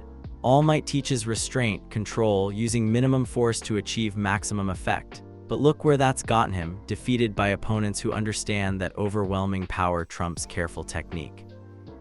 To emphasize the point, he gestured casually, and the concrete floor beneath All Might's feet began to crack and shift. The symbol of peace stumbled, his weakened state making it impossible to maintain balance on the unstable surface. Stop, Deku shouted, taking a step forward. We will, the leader replied calmly, as soon as you agree to come with us voluntarily. And if I refuse? The ordinary-looking villain's smile was cold as winter stone. Then we continue this demonstration until All Might can no longer get back up. Your choice. The ultimatum hung in the air like a death sentence. Deku could see the strain in All Might's posture, the way his mentor's breathing had become labored and irregular. In his current state, All Might couldn't survive much more punishment. But giving in to the villain's demands would mean abandoning everything he'd learned, everything he believed in, everything All Might had tried to teach him about heroism. What would a real hero do? He asked himself, his mind racing through options that seemed increasingly desperate. The answer came from All Might himself. A hero's greatest victory, his mentor said, his voice somehow growing stronger despite his physical weakness, isn't defeating villains. All Might slowly, painfully pulled himself to his feet. Blood streaked his sunken cheeks, his skeletal frame trembled with effort, but his eyes blazed with the same unwavering determination that had made him the symbol of peace. It's never giving up on the people who believe in you. With those words, All Might did something that shocked everyone in the room, including Deku. He smiled his classic hero smile, the expression somehow more powerful on his wounded, weakened face than it had ever been in his muscular form. "Young Midoriya," he said, his voice carrying absolute confidence despite their desperate situation, "would you like to see what the symbol of peace looks like when he's truly fighting for something that matters?" The transformation that followed wasn't the usual dramatic expansion of muscle and power. Instead, something deeper changed in All Might's presence, a shift from physical strength to pure, distilled heroic will.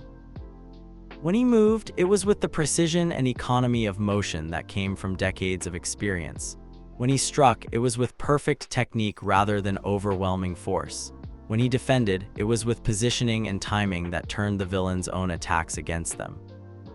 This wasn't the All Might of flashy television appearances or dramatic villain battles. This was the hero who had protected society for decades through sheer, stubborn refusal to give up, regardless of personal cost.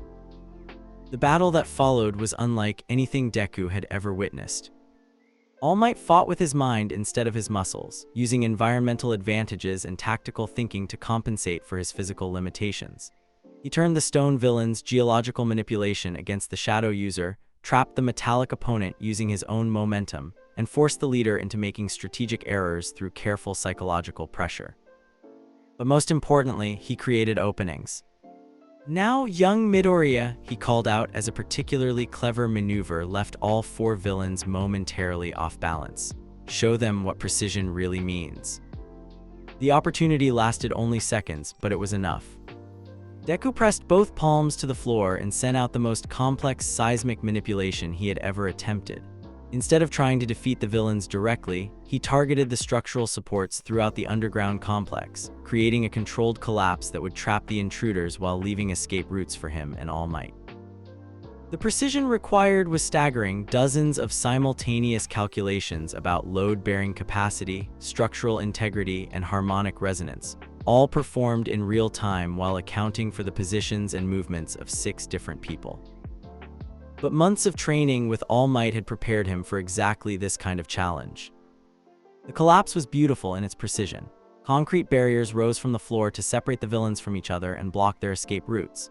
Steel support beams bent at calculated angles to create a cage-like structure that contained the threat without causing injury. The very foundation of the training room reshaped itself into a geometric prison that demonstrated absolute mastery over seismic forces. When the dust settled, the 4 villains found themselves trapped in separate concrete cells, each one precisely calibrated to contain their specific abilities while allowing them to breathe and speak. "Impossible," the stone villain whispered, staring at the flawless construction that surrounded him. "That level of geological control, it's beyond what any seismic quirk should be capable of." "That's what happens," All Might said, his voice growing weaker but his smile never faltering, "when precision is guided by purpose, when power is channeled through compassion, when technique serves something greater than itself." He turned to look at Deku with obvious pride, his eyes shining despite his physical exhaustion. "That's what happens when someone becomes a true hero." But even as sirens wailed in the distance and backup heroes rushed to secure the captured villains, Deku could see that the battle had taken a terrible toll on his mentor. All Might was fatting not just his transformation, but something deeper. The effort of fighting at such intensity in his weakened state had pushed him far beyond his limits. All Might, Deku said, rushing to support his mentor as he swayed on his feet. Hold on, help is coming. I'm proud of you, All Might whispered, his voice barely audible now. You've become everything I hoped you could be. As All Might collapsed into unconsciousness, Deku held his mentor and realized with crystal clarity that everything had changed. The villain's attack hadn't just been about kidnapping him or demonstrating their power. It had been about forcing All Might to reveal the full extent of his weakened condition, to push the symbol of peace beyond his breaking point in front of someone he cared about. They had succeeded. But as emergency medical personnel rushed into the collapsed training room and began working to stabilize All Might's condition, Deku made a promise that burned in his chest like molten steel. They think this breaks us, he thought, watching the villains being led away in Quirk-suppressing restraints. They think defeating All Might means defeating everything he stands for. They're about to learn how wrong they are. The tremor that ran through his body as he held his unconscious mentor wasn't fear or despair. It was the awakening of something that had been building throughout months of training, growth, and hard-won wisdom. It was the birth of a hero who would carry on All Might's legacy, not through inherited power, but through chosen purpose. The final confrontation was coming, and Izuku Midoriya would be ready for it. The hospital room felt smaller than it should have, despite being one of the largest in UA's medical facility. All Might lay unconscious in the reinforced bed, his skeletal frame connected to more monitoring equipment than Deku had ever seen. The steady beeping of heart monitors provided a rhythmic backdrop to the hushed conversations of medical staff who checked on him every 15 minutes. Deku hadn't left the chair beside the bed in 18 hours. Young Midoriya, recovery girl, said gently as she completed her evening rounds, "You need rest. This vigil won't help him recover any faster." "I know," Deku replied without taking his eyes off All Might's pale face. "But I need to be here when he wakes up. I need him to know that what happened wasn't in vain." Recovery girl studied him with the sharp eyes that had evaluated countless injured heroes over her long career. "And what exactly happened from your perspective?" The question made Deku consider the events of the previous day with new clarity. "Those villains didn't just attack us," he said slowly. "They engineered a scenario specifically designed to push All Might beyond his limits. They knew about his condition, his time restrictions, his psychological triggers. And they succeeded," Deku admitted, his voice heavy with guilt. "They forced him to reveal just how vulnerable he really is. Now they know exactly what it takes to defeat the symbol of peace." Recovery girl nodded gravely. "That analysis shows remarkable insight for someone your age, but you're missing something important." Deku looked at her questioningly. "They also got to see what you're capable of when properly motivated," she continued. "That seismic manipulation you performed during the battle, the precision, the complexity, the sheer scope of environmental control, it was beyond anything in your previous records." The memory of the underground chamber filled Deku's mind. The perfect geometric prison he'd created, the way he'd reshaped tons of concrete and steel with surgical precision, the absolute mastery he'd demonstrated over his Quirk's capabilities. "It felt different," he admitted, "not like the careful exercises we'd been practicing, but like the power was finally working the way it was meant to." "Because you weren't fighting for control," Recovery Girl observed.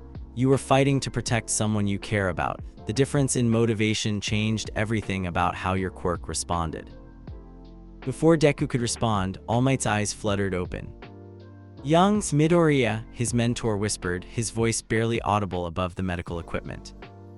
"I'm here," Deku said immediately, leaning forward in his chair. "How are you feeling?" All Might's smile was weak but genuine, like I got run over by a very determined freight train. He struggled to sit up slightly, wincing as various monitors registered his increased activity. "But more importantly, how are you?" "I'm fine," Deku replied automatically, then caught himself. "Actually, no, I'm angry." The admission surprised them both. Since his quirk had manifested, Deku had worked so hard to control his emotions to prevent anger or frustration from triggering destructive seismic episodes. But now, for the first time in months, he felt the clean burn of righteous fury. "They used you," he continued, his voice growing stronger. "They studied your weaknesses, planned their attack to exploit your condition, and turned your own heroic instincts against you. And they did it all just to get to me." All Might's expression grew thoughtful. "And how does that make you feel about your quirk, about the power they want so badly?" The question cut straight to the heart of everything Deku had been wrestling with since the attack. "It makes me realize that hiding from my capabilities isn't protecting anyone," he said slowly. "Those villains aren't going to stop because I'm careful with my power. They're going to keep coming, keep escalating, keep putting innocent people at risk until they get what they want." "Which is?" "My quirk," Deku replied, his hands clenching involuntarily. "But not the controlled, precise version I've been developing. They want the raw, destructive potential that could reshape landscapes and level cities." All Might nodded weakly. "And what are you going to do about that?" The answer came to Deku with crystalline clarity, as if months of uncertainty had suddenly resolved into absolute determination. "I'm going to show them the difference between destruction and power," he said. "I'm going to demonstrate what happens when someone with seismic abilities fights not to prove their strength, but to protect what they love." A soft chime from the room's communication system interrupted their conversation. "All Might Midoriya," Principal Nezu's voice came through the speakers. "I apologize for the intrusion, but we have a situation that requires immediate attention." The wall-mounted screen flickered to life, showing aerial footage of downtown Musutafu. At first glance, the city looked normal, traffic flowing normally, people going about their daily business, no obvious signs of distress. But as the camera zoomed in on specific locations, the true scope of the threat became apparent. Hairline cracks ran through the foundations of major buildings. Street surfaces showed subtle but systematic stress patterns.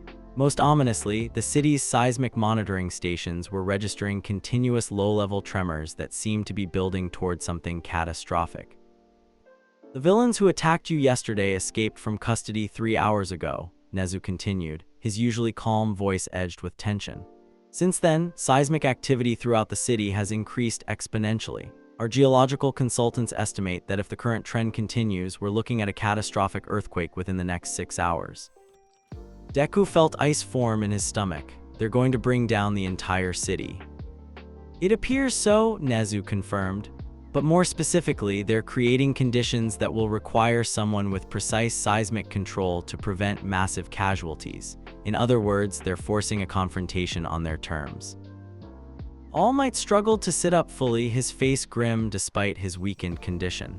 "It's a trap. They're betting that Midoriya won't be able to resist trying to save people, even knowing it's exactly what they want." "They're right," Deku said simply, standing from his chair with newfound resolve. "I can't let innocent people suffer just because helping them plays into the villain's plans." "Young Midoriya," All Might began. "No," Deku interrupted, his voice carrying a strength that surprised all three of them. "You taught me that a hero's greatest victory isn't defeating villains, it's never giving up on the people who believe in you." He turned to face his mentor directly, his green eyes blazing with determination. "Every person in this city believes that heroes will protect them. They go to work, send their children to school, live their lives because they trust that people like us will stand between them and disaster. I won't betray that trust, even if it means walking into an obvious trap." All Might stared at him for a long moment, and slowly his famous smile began to spread across his gaunt features. "Then you understand what it truly means to be a hero," he said, his voice filled with pride and something that sounded almost like relief. "And you're ready for what comes next." "What comes next?" All Might's smile widened, and for a moment his presence filled the room with the same confidence that had once made him the symbol of peace. "What comes next," he said, "is showing these villains that they fundamentally misunderstood what kind of hero you've become."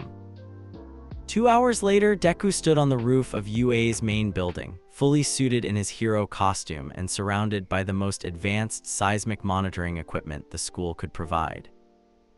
The data streaming across the displays painted a terrifying picture.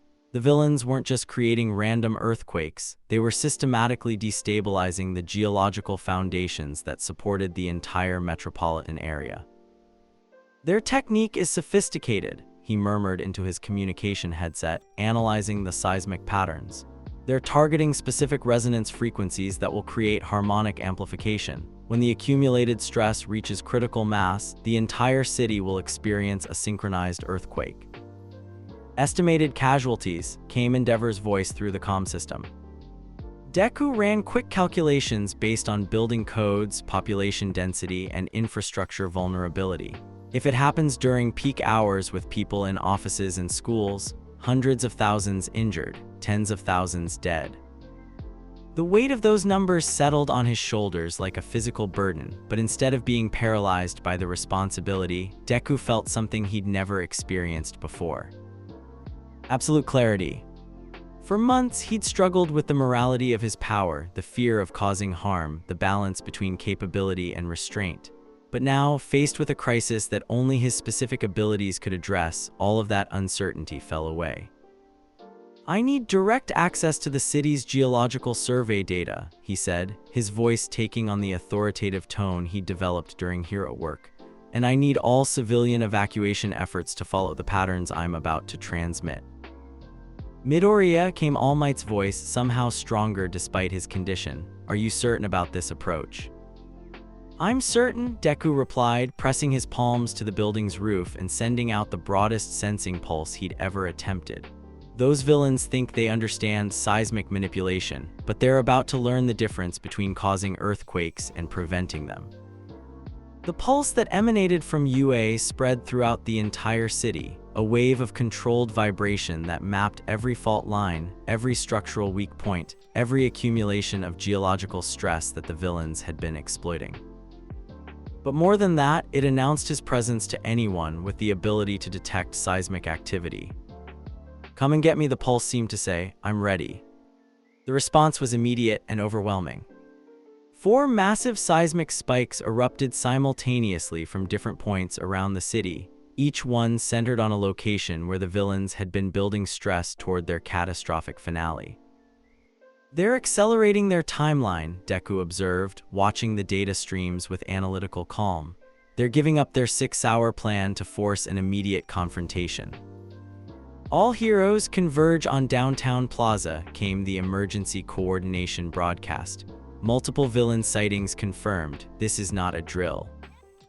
But Deku didn't move toward the plaza. Instead, he closed his eyes and extended his seismic awareness as far as it would reach, feeling the pulse and flow of geological energy throughout the metropolitan area. There, he thought, identifying the true epicenter of the villain's plan, not the plaza. The subway junction 3 kilometers northeast, that's where they're building the real earthquake. The revelation changed everything. The downtown plaza was a distraction, designed to draw heroes away from the actual threat. While the hero community focused on the obvious target, the villains would complete their work in the underground transit system, where their geological manipulation could affect the widest possible area. "All Might," Deku said into his comm, "I need you to trust me completely." "Always," came the immediate reply. "I'm going to stop their earthquake, but I'm going to have to get very close to do it. When they realize what I'm doing, they're going to throw everything they have at me. Then we'll be there to support you." "No," Deku said firmly, "you're still recovering, and this is something I need to do alone. Those villains want my quirk because they think raw power is all that matters. It's time to show them what happens when raw power is guided by everything you taught me." Before All Might could protest, Deku launched himself from the roof using a controlled seismic pulse that propelled him across the city skyline toward his real destination. The abandoned subway junction was exactly where his analysis had predicted, a massive underground chamber where multiple transit lines intersected, creating the perfect focal point for citywide geological manipulation. And waiting for him in the center of that chamber were the 4 villains who had nearly killed his mentor. Punctual, the ordinary-looking leader observed as Deku descended through a service entrance. "We weren't certain you'd deduce our actual location." "You underestimated me," Deku replied, settling into a ready stance on the concrete platform. "That seems to be a recurring theme." The stone-manipulating villain laughed, the sound echoing strangely in the vast underground space. Underestimated? Boy, we've been building toward this moment for months. Every aspect of this confrontation has been planned and prepared for. To demonstrate his point, he gestured casually, and the entire chamber began to reshape itself. Concrete platforms rose to create elevated fighting positions. Steel support beams bent into cage-like structures. The very walls and ceiling reconfigured themselves into a complex arena designed to showcase geological manipulation. Impressive, Deku admitted, studying the transformed environment with professional interest. But you're still thinking too small. Explain. Instead of answering verbally, Deku pressed both palms to the platform beneath his feet and sent out a pulse that was unlike anything he'd ever attempted before. It wasn't targeted at the chamber or the building above or even the immediate geological area. It was targeted at the entire city.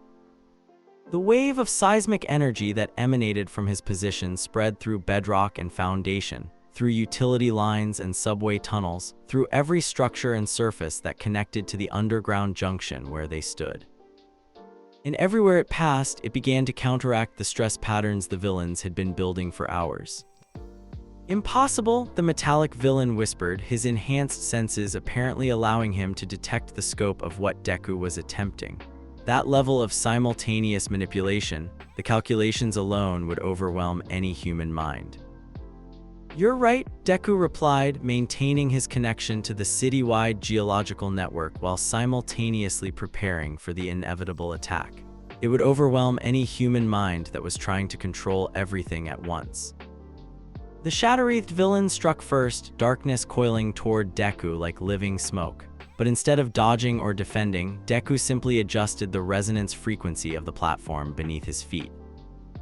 The concrete surface began vibrating at precisely the wavelength that disrupted the shadow villain's quirk, causing his darkness to dissipate harmlessly before it could reach its target. But I'm not trying to control everything, Deku continued, as if the attack hadn't happened. I'm working with the natural systems that are already in place. The stone manipulator's assault came next, massive spikes of sharpened concrete erupting from every surface in the chamber. But Deku's citywide seismic network had given him perfect awareness of structural stress patterns throughout the underground complex. He redirected the incoming attacks using minimal energy expenditure, turning the villain's own geological manipulation against itself. Concrete spikes curved away harmlessly, stone barriers collapsed under their own redirected momentum, and the elaborate arena the villain had created began to work against him instead of for him. You see, Deku explained, his voice calm despite the chaos of combat around him, you've been thinking about seismic manipulation as imposing your will on geological systems. But real mastery comes from understanding that you're part of those systems, not separate from them. The metallic villain charged forward, his enhanced body moving with inhuman speed and strength. But Deku's awareness of harmonic frequencies allowed him to identify the exact resonance that would interfere with the technological augmentations that enhanced the villain's capabilities. A precisely targeted pulse caused the metallic villain's enhancements to overload and shut down, leaving him stumbling forward with only his natural human coordination. Impossible, the leader repeated, but his voice now carried notes of genuine concern rather than confident dismissal. You're using techniques that shouldn't exist. Seismic quirks don't work this way. You're right again, Deku replied, maintaining his complex geological manipulation while effortlessly countering each villain attack. Traditional seismic quirks focus on creating earthquakes, moving earth, generating destructive force. He paused, sending out another citywide pulse that further stabilized the geological stress patterns the villains had been building. But my quirk isn't traditional. It's not about destruction, it's about resonance. Understanding how vibrations move through matter, how energy flows through connected systems, how to work with natural forces instead of fighting against them. The demonstration that followed was unlike anything the villains had prepared for. Deku didn't just defend against their attacks, he transformed them. Stone spikes became support pillars that reinforced the chamber's structure. Shadow attacks were redirected to create defensive barriers. The metallic villain's charges were turned into kinetic energy that powered Deku's own seismic pulses. Every assault became part of a larger harmonic pattern that strengthened rather than weakened the geological stability of the entire underground system.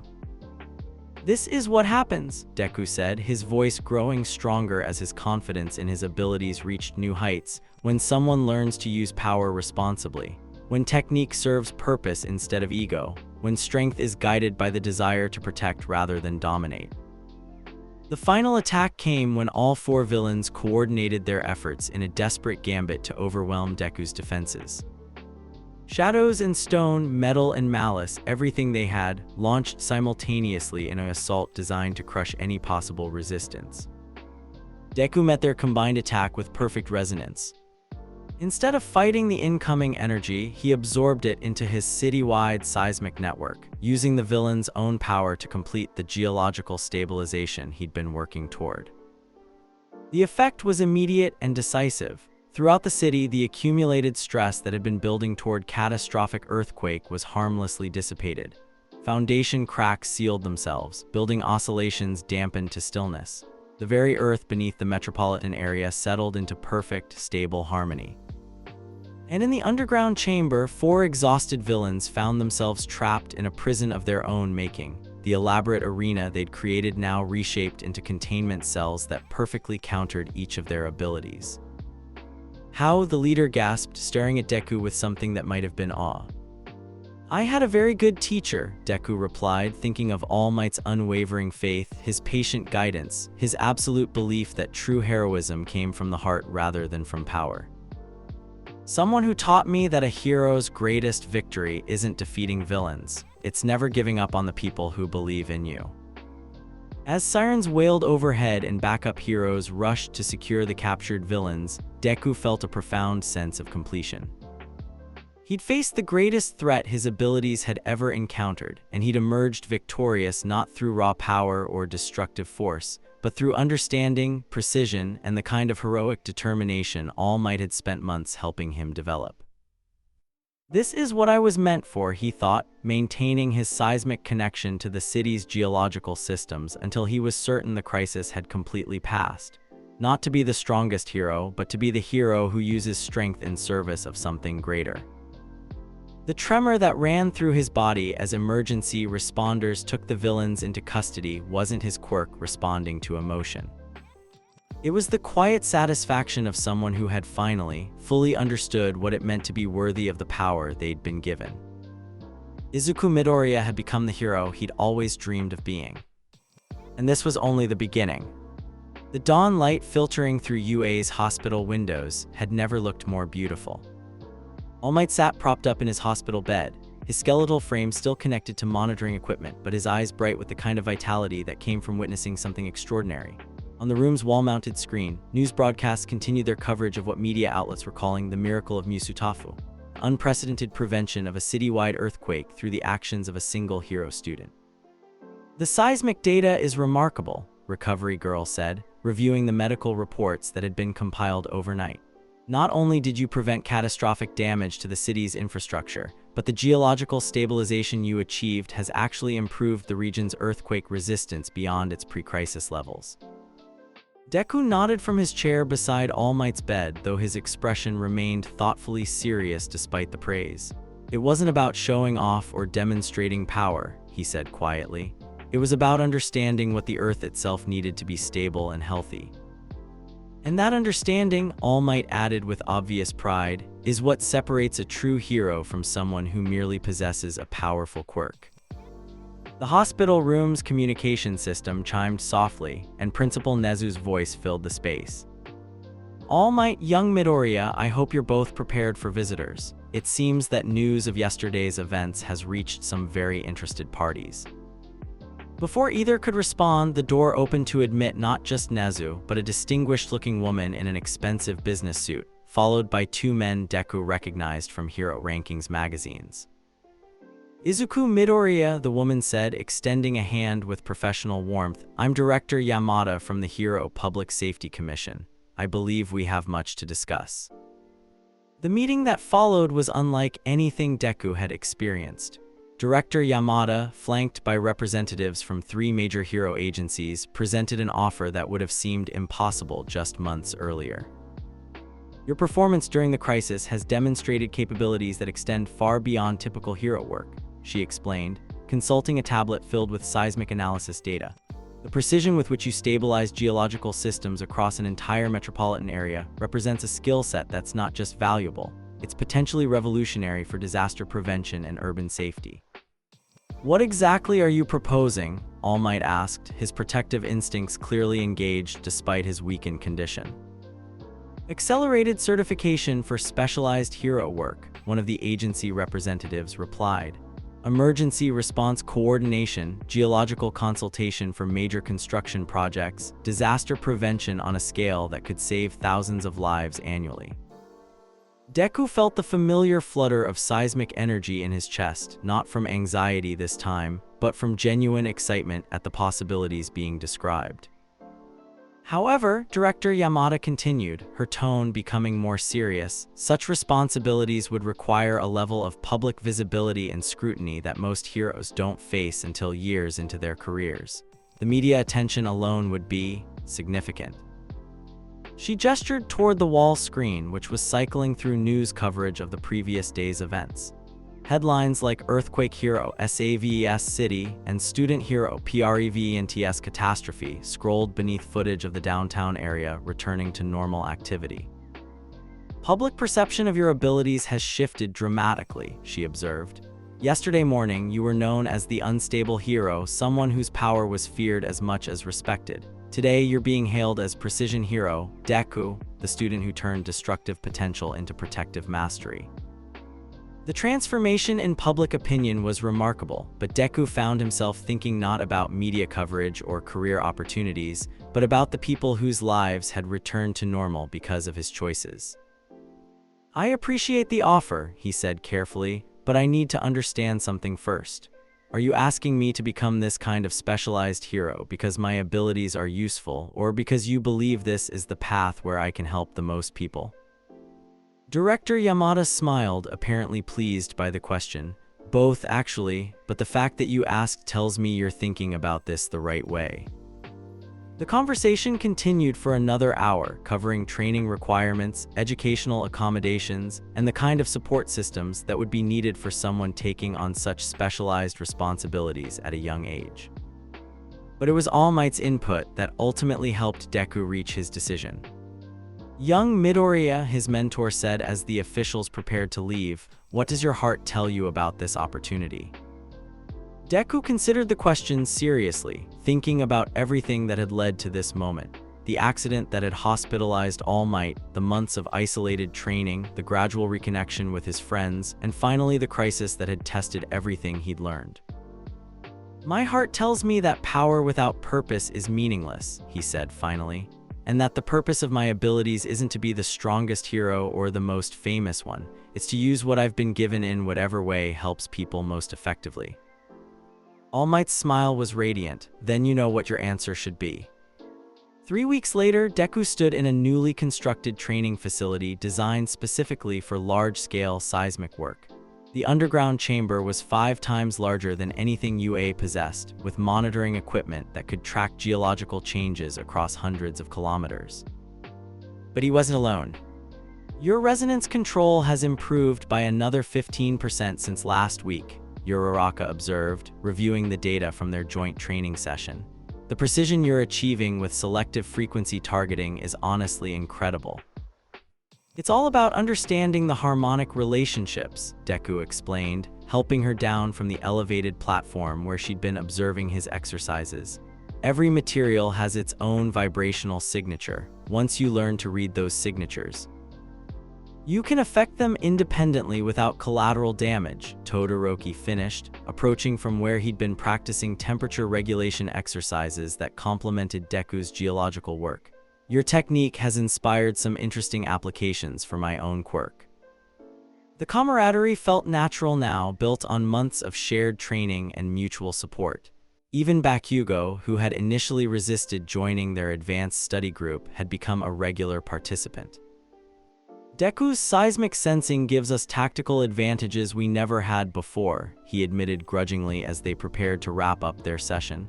And his precision work, it's actually pretty impressive. The closest thing to a genuine compliment Bakugo had ever given him, and Deku treasured it. Plus ultra training session complete, Iida announced, consulting his meticulously organized schedule. Shall we adjourn to the cafeteria for our post-exercise analysis? But before they could leave, the facility's communication system activated with an urgent alert. All specialized response heroes to stations immediately, came the broadcast. Major geological instability detected in the Hasu City region. This is not a drill. Deku felt the familiar surge of determination that had become his response to crisis situations. Looks like our break will have to wait, he said, already moving toward the facility's equipment lockers. We're coming with you, Uraraka said immediately, her expression showing the same resolve that had driven her to support his training from the beginning. This could be dangerous, Deku warned, though his tone suggested he'd expected their response. Then it's exactly the kind of situation where heroes should work together, Todoroki replied simply. 20 minutes later, their emergency transport helicopter approached the Hasu City disaster zone. Below them, a section of the urban area showed clear signs of geological distress, cracked roadways, tilted buildings, and the telltale patterns of subsurface instability that Deku had learned to recognize. Initial seismic analysis suggests underground tunnel collapse, the pilot reported. Cause unknown, but the instability is spreading. Estimated time until surface-level structural failure, 47 minutes. Deku pressed his palm to the helicopter's floor and sent out a sensing pulse toward the affected area. The vibrations that came back painted a complex picture of underground damage. It's not natural collapse, he announced to his team. The damage patterns are too systematic, too precisely targeted. Someone with geological manipulation abilities has been working down there. The stone villain from before, Bakugo asked, his palms already crackling with small explosions.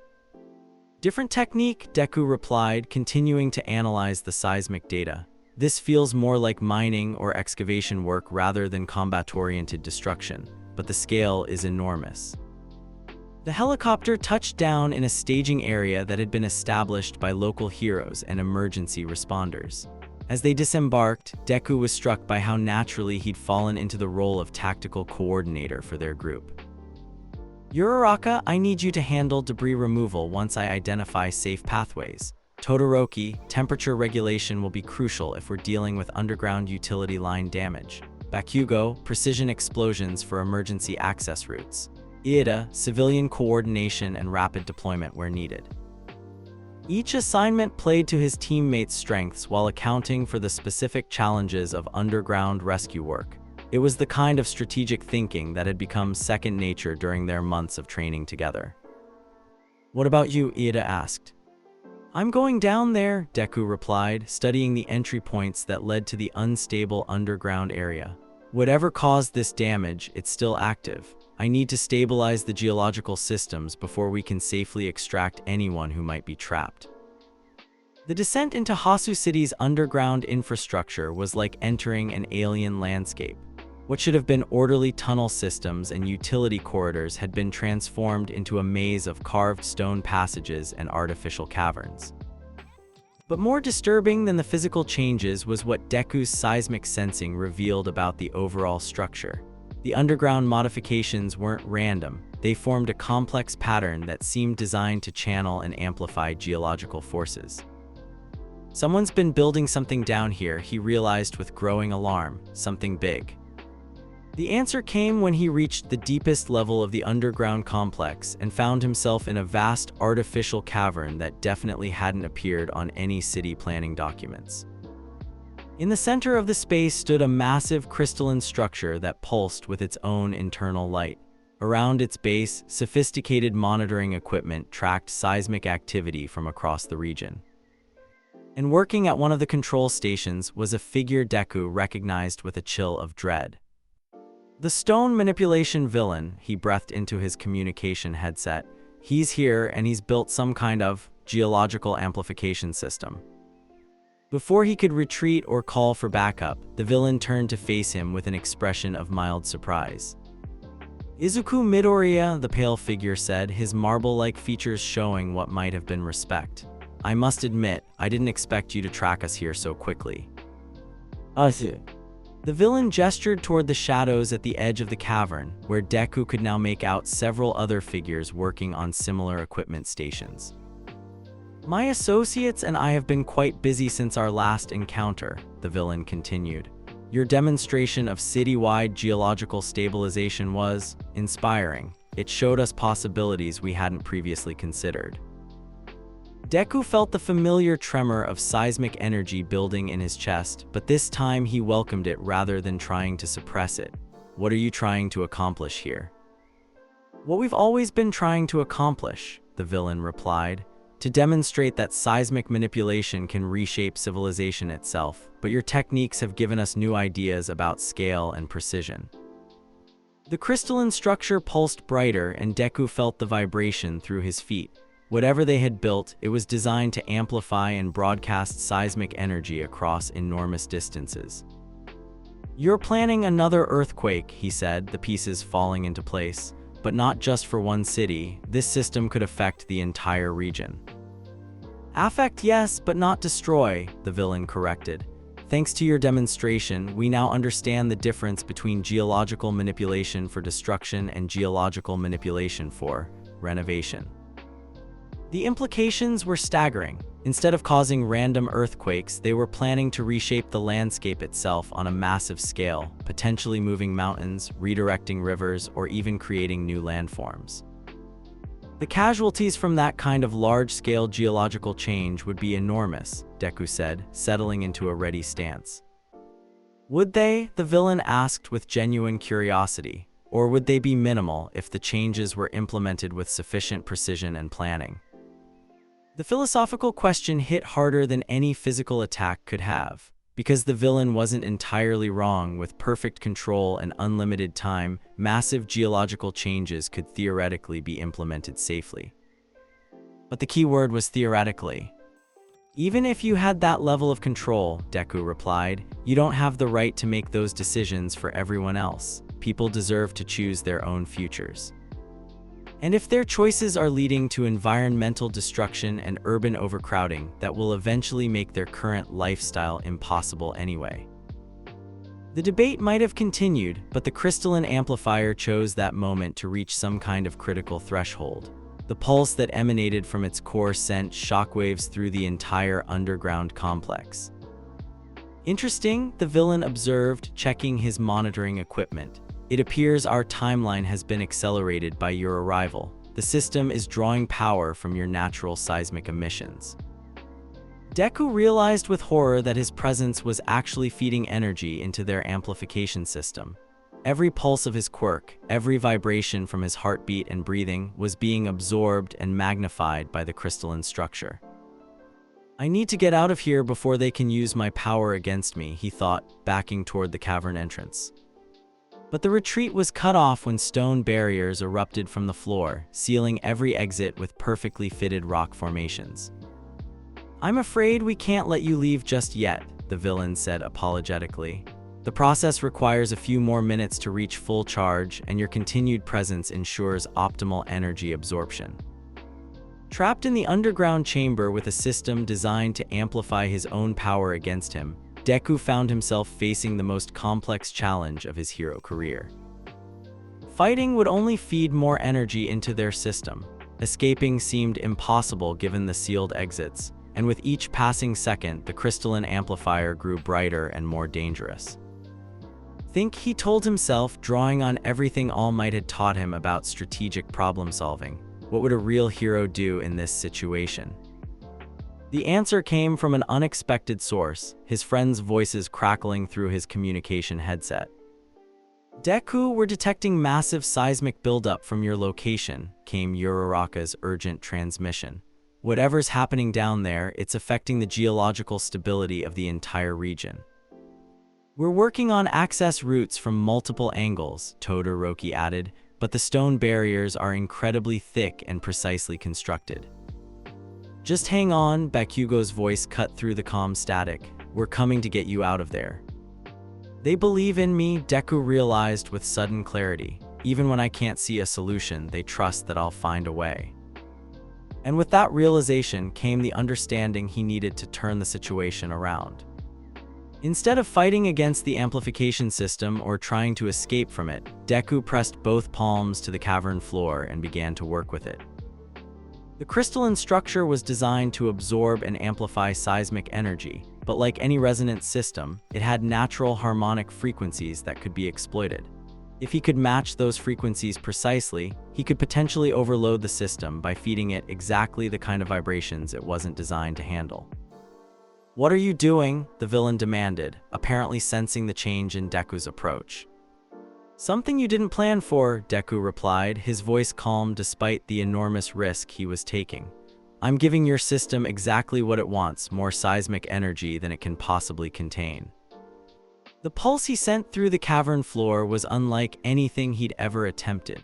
Instead of trying to control or direct the vibrations, he released them in their purest form, raw seismic potential that resonated with every natural frequency in the surrounding rock. The effect on the crystalline amplifier was immediate and catastrophic. The structure began vibrating in harmonic patterns that made the air itself seem to sing. Cracks appeared in its surface as internal stresses built beyond its design tolerances. "Impossible," the villain gasped, rushing to his control station. "The harmonic resonance is exceeding all safety parameters." "That's what happens when you try to use someone else's power without understanding its true nature," Deku replied, maintaining his complex seismic manipulation despite the enormous strain it placed on his body. The crystalline structure reached its breaking point just as Bakugo's precision explosions finally breached the stone barriers sealing the cavern entrances.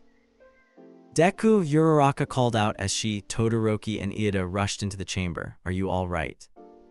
"I will be," he replied, though his voice was strained from the effort of his final gambit, "once we get everyone out of here safely." The amplification system's collapse sent shockwaves throughout the underground complex, but Deku's continued presence allowed him to channel and redirect those vibrations safely. What could have been a catastrophic collapse became a controlled demolition that left the surface structures intact while eliminating the threat posed by the villain's scheme. As emergency responders secured the defeated villains and began assessing the underground damage, Deku found himself surrounded by his friends in the staging area above ground. "That was incredible," Uraraka said, her voice filled with the kind of awe that made his chest tight with emotion. "The way you turned their own system against them, I've never seen anything like it." "It wouldn't have worked without all of you," Deku replied honestly. "Knowing you were working to reach me, knowing you believed I'd find a solution, that gave me the confidence to take the risk." "Plus ultra teamwork," Iida observed with satisfaction, "each of us contributing our strengths toward a common goal." Even Bakugo seemed impressed, though he expressed it in his characteristic way. "Not bad, Deku. For someone who used to be completely useless, you're getting pretty decent at this hero stuff." The backhanded compliment was vintage Bakugo, but Deku could hear the genuine respect underneath the gruff delivery. As they prepared to return to UA for debriefing and medical evaluation, Deku reflected on how much had changed since that first day when his quirk had manifested. He'd gone from being afraid of his own power to understanding how to use it responsibly. He'd learned that true strength came not from what you could destroy, but from what you chose to protect. Most importantly, he discovered that heroism wasn't a solitary pursuit. It was something that grew stronger when shared with people who believed in the same ideals. Standing with his friends in the afternoon sunlight, watching emergency crews restore normal operations to the area they'd helped save, Deku felt a profound sense of completion. "This is what I was meant for," he thought, feeling the familiar tremor of seismic energy in his chest, not from anxiety or fear, but from pure satisfaction. Not to be the most powerful hero or the most famous one, but to be the hero who uses whatever abilities he's been given in service of something greater than himself. The media coverage that followed the Hasu City incident cemented Deku's reputation as precision hero. Deku, the student whose mastery over seismic forces had evolved from destructive potential into protective precision. But the praise that meant the most came from All Might during their next training session. "Young Midoriya," his mentor said as they reviewed footage of the underground complex rescue, "do you remember the first day we met on Dagoba Beach? Of course, Deku replied, you told me that my heart was what made me worthy of training. And do you remember what I said a hero's greatest victory was? Never giving up on the people who believe in you. All Might smiled with the same radiant warmth that had inspired Deku to become a hero in the first place. Today, watching you risk everything to save strangers while trusting your friends to support you, I realized something important. What's that? You've become everything I hoped you could be and more than I ever dreamed was possible. You've taken the lessons I tried to teach and made them into something uniquely your own. You've become not just a hero, but the kind of hero who makes everyone around him better. The words hit Deku like the most powerful seismic pulse he'd ever generated, filling him with a warmth that had nothing to do with vibrations or resonance. Thank you, All Might, he said quietly, for believing in me when I couldn't believe in myself, for teaching me that power is only meaningful when it serves something greater, for showing me what it really means to be a hero. All Might's smile widened. The pleasure has been entirely mine, young Midoriya. Now shall we see what new horizons your incredible abilities might help us explore. As they began another training session, this one focused on the advanced seismic techniques that would define Deku's future career as a professional hero. Both mentor and student understood that they had achieved something special. Not just the mastery of a powerful quirk, but the development of the character and wisdom needed to use that power responsibly. Izuku Midoriya had become the hero he'd always dreamed of being. But more than that, he'd become the kind of hero who would inspire others to reach for their own greatest potential. The tremor that ran through his body as he began his exercises wasn't his quirk responding to emotion anymore. It was the quiet confidence of someone who had found his place in the world and was ready to help make that world a better place for everyone. The story of seismic hero Deku had reached its foundation. But like any strong foundation, it was built to support something even greater, a future filled with the kind of heroism that could truly change the world. Plus ultra, Deku thought as he channeled his seismic energy with perfect precision and absolute purpose. Always plus ultra. The end. And there you have it, Deku's incredible journey from a terrified kid who couldn't control his earth-shattering power to the precision hero who saves entire cities through masterful seismic manipulation. From that heartbreaking accident with All Might to the final showdown where he turns the villain's own amplification system against them, this story perfectly captures what makes Deku such an amazing protagonist. The growth, the determination, the way he transforms raw destructive potential into protective precision, it's absolutely beautiful character development. What was your favorite moment in this story? Was it when Deku helped Todoroki embrace both sides of his quirk during the sports festival, the emotional isolation training arc, or maybe that final underground battle where he completely outplayed the villains with pure technique? Drop your thoughts in the comments below. I read every single one. If you enjoyed this epic fanfiction breakdown, make sure you're subscribed and let me know what other Wild My Hero Academia scenarios you want me to cover next. Should we explore what if Bakugo had a completely different personality? What if Class 1A faced the League of Villains with different quirks? The possibilities are endless. Thanks for watching, and I'll catch you in the next one. Peace out.